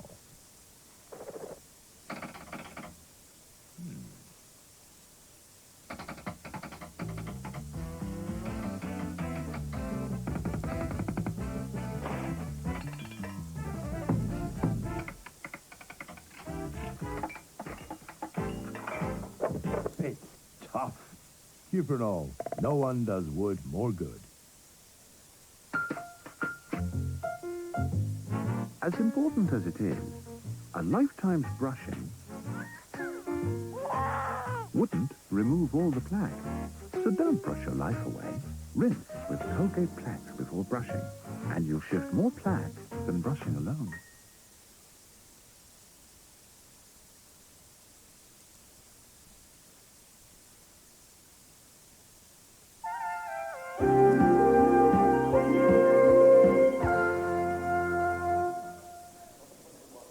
Welcome back to Newmarket, and we rejoin you with some news from Utoxeter, the SP of the 350, won by number 1, Tug of Gold, 3-1 joint favourite.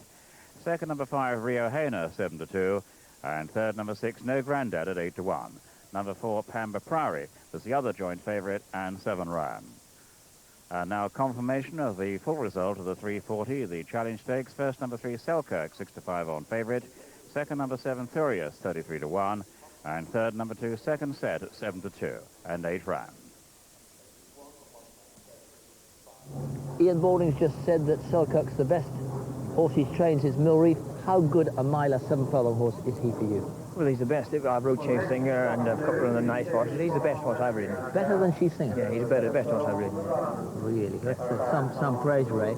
Tell us about today's race, because Mystica set off at a blazing pace, and yet you seem to be coasting even though you were way back. Yeah, I mean, the horse, for a long stride and a range, the horse has a great, fantastic amount of pace. You know, he just uses his stride, and his stride carries him into the race. And halfway, they were just starting to get him away. So I decided to move him to the outside. And, you know, he was going beautiful, so I just thought, well, I'll get him out to the outside, get him balanced. He just changed his legs a couple of times, went down to the dip there. And then away he went, you know.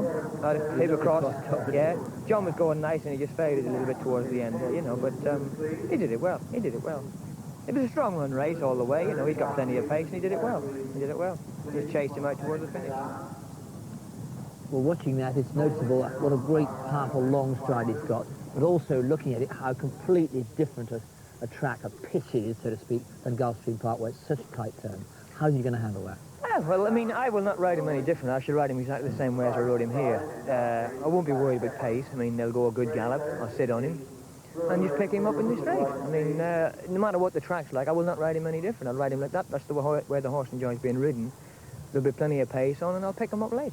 He's got a very long stride. How will he handle the turns? They are very tight, they're not covered. The horse is very easy. Well, he's a very well-balanced horse. You can put him wherever you want to. I don't think it's going to be any problem.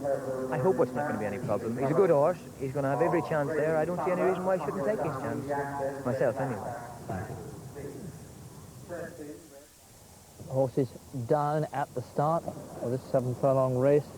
24 runners now. That number 13, Executor, is withdrawn.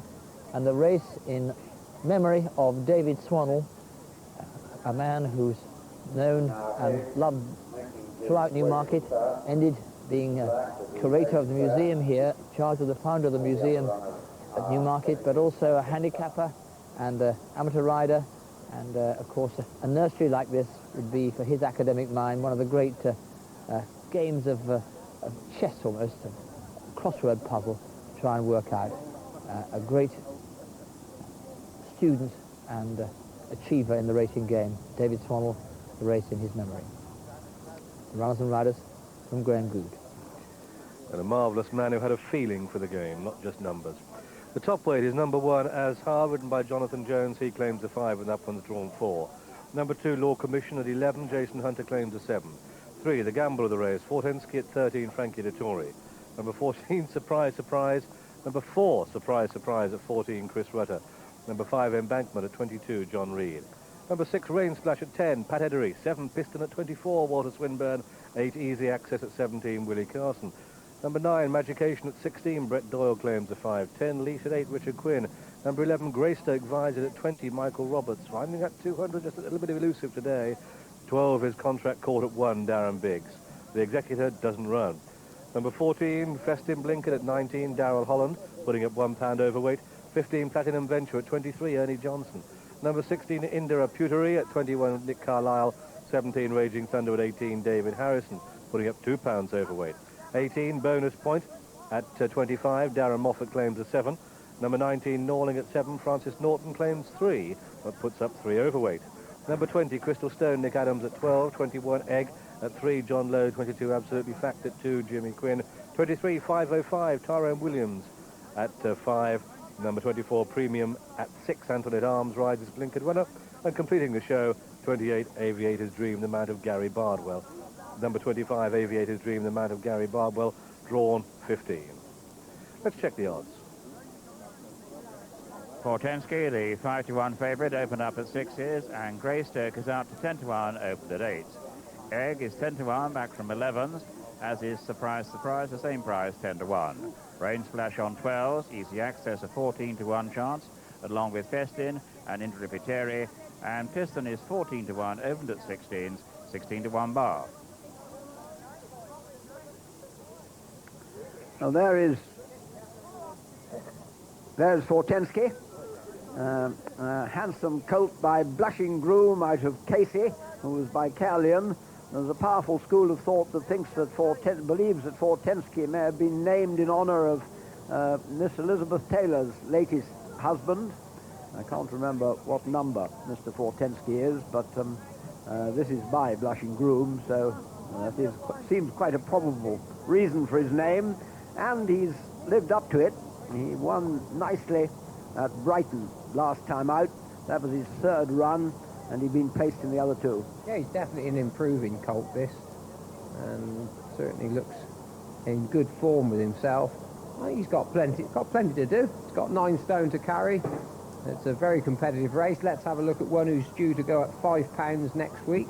This is Egg, trained up north by David Barron, and they've been in very good form all through the years. Won a couple of races along the way at Ripon and also at Hamilton. I just got a feeling the ground might be a little bit on the far side for this horse.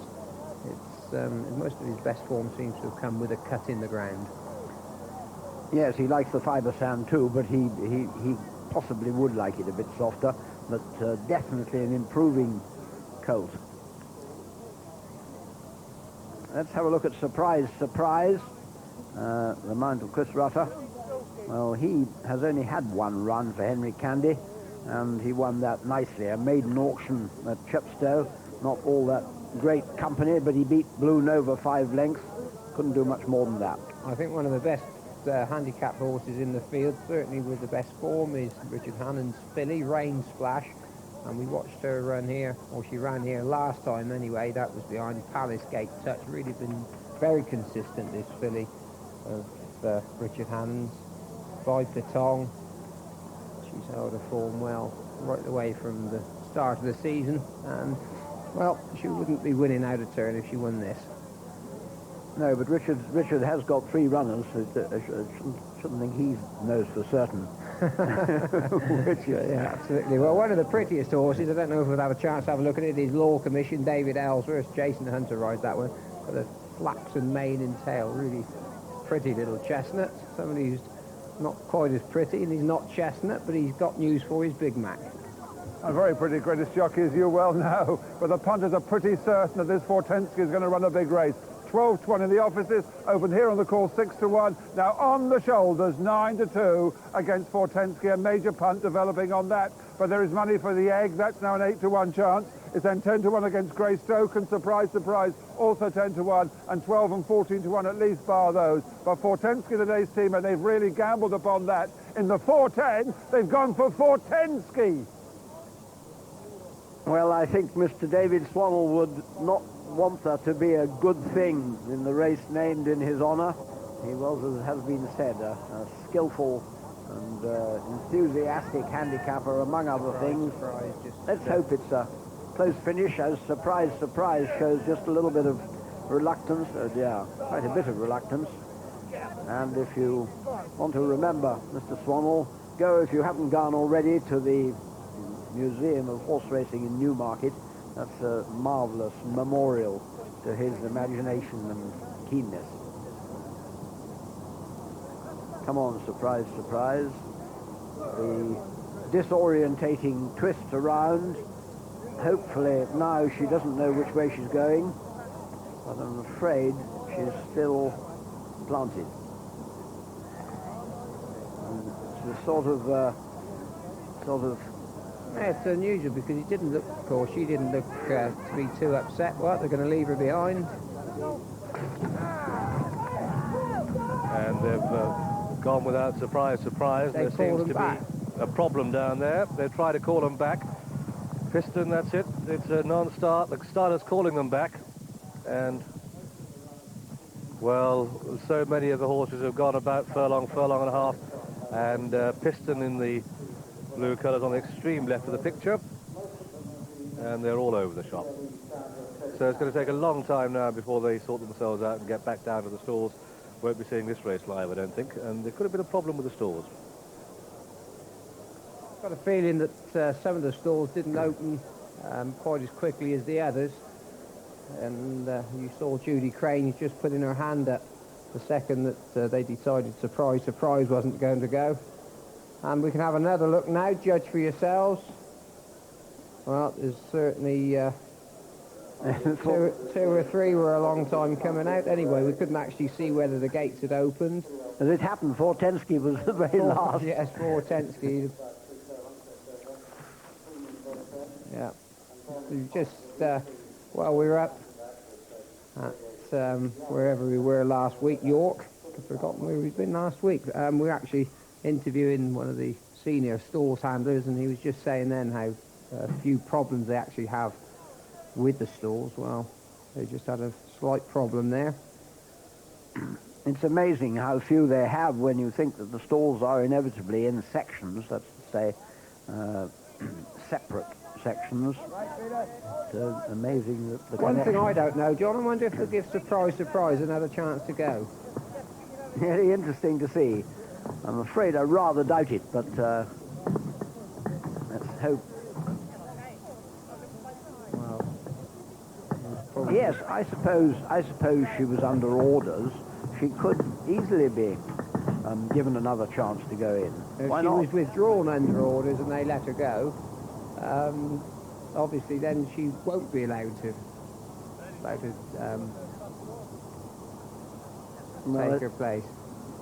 I'm not prepared to bet. Anyway, on I it. should think Chris Bratter's asking the very same question. She's never, as far as I know, given though she's only had one run. I remember now. Of course, she's. Let's have a look at how the betting's going now. Fortensky, the 9-2 favourite. Egg is 8-1. Greystoke 10-1. Surprise on 10, supposing the horse takes part. Rain Splash at 12. Easy Access 14-1, along with Testin and Indra Pacheri, and Piston 14-1 as well, 16-1 bar. And a lot of confusion about this surprise. I've spoken to the SP men, and it's a 10-1 chance, surprise. We're not even sure if it's under starters' orders or not. They're making an announcement. No, they don't know yet whether it's been under orders, surprise, as to whether you will get a run for your money. But it's 9-2. Fortensky is favourite. One of the bookmakers are showing 5-1 against the steamer. I have to say it, and we're not allowed to make any jokes about egg, but my goodness, they've been laying egg down here. It's into 7-1 now, egg. The one Channel 4 joke of the day about the egg. It has touched 11-1 here on the course. That's the only one being backed against Fortensky. It's then 10-1 bar. That brings in the surprise, of course, and Greystoke. Fortensky, the steamer, at 9-2, but we're not sure yet about surprise. It's SP surprise. It's 10-1. Surprise that. Well, we're going to do our very best to bring you this race, but obviously there's going to be some slight delays, so it gives us a chance to get the result of the Dial the Distance competition.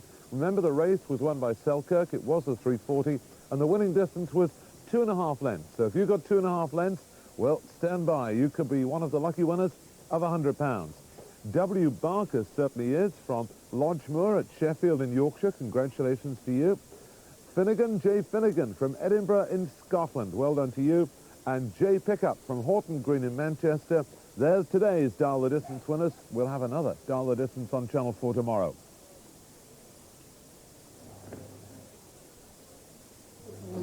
And we've just had confirmed that surprise was withdrawn.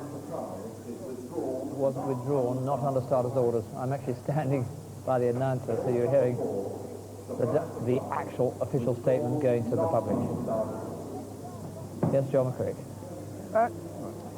And surprise has been withdrawn. It did not come under starters' orders, so all bets will be subject to a 5 pence in the pound deduction. It was returned at 10-1. But we have the starting prices. Whatever betting goes on now on the track doesn't matter. The starting prices are Fortensky is the 9-2 favourite, 15-2 against Egg, 11-1 Greystoke, and 14-1 bar, but there is a 5 pence in the pound deduction. You won't lose your money with surprise. The steamer Fortensky on the shoulders, 9-2, 12-1 this morning. It was. This really has steamed, this Fortensky. Well, bad luck, surprise. Having been withdrawn, you can see, I suppose, that You could not be reinserted, so to speak. Nobody failed to pull up. That's nice. Can't be all that easy to pull up a strong thoroughbred. These are only 2-year-olds, it's true, but I expect some of them will take a pretty fierce hold. Well, there's one or two of these that big enough to be 4- and 5-year-olds. Certainly bonus point of Mary Reeve is enormous 2-year-old. That's the one just in the background in the colours of Peter Saville. Surprise, surprise. She'll have to wait for her time to come back, and then just in the near ground was the horse of David Ellsworth, Law Commission. Well, as they're rapidly being loaded up, let's get some late news from Derek.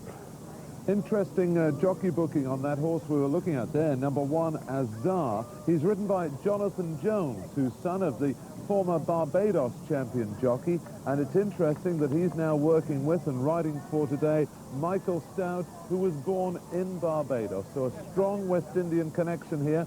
Young Jonathan Jones, the 7-pound claimer, rides the top weight, number 1, Azar.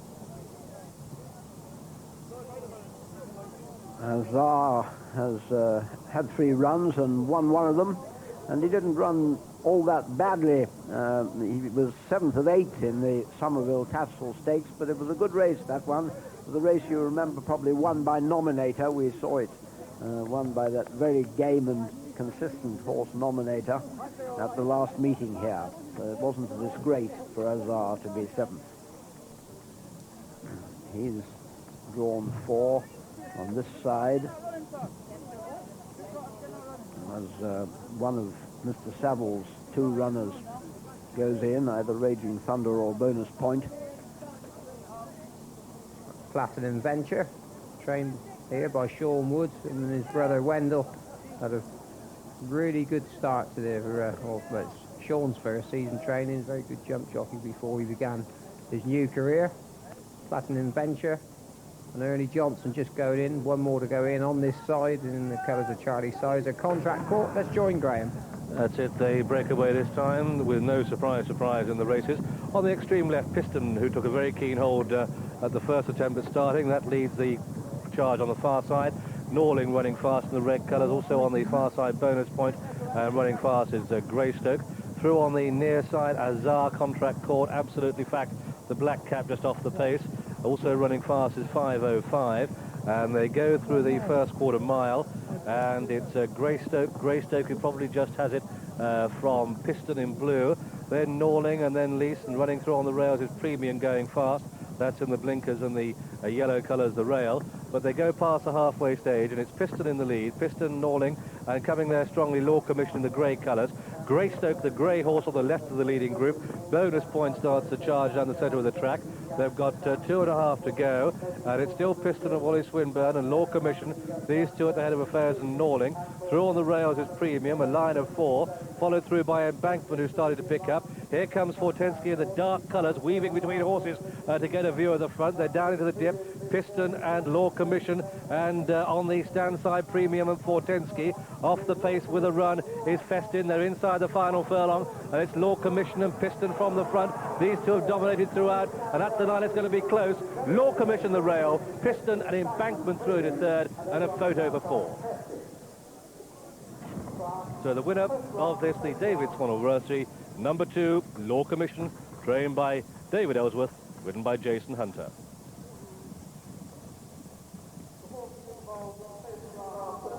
The 4 is out later on Channel 4. We run out of time. Join us tomorrow here again at Newmarket, the big one, the Dewhurst Stakes.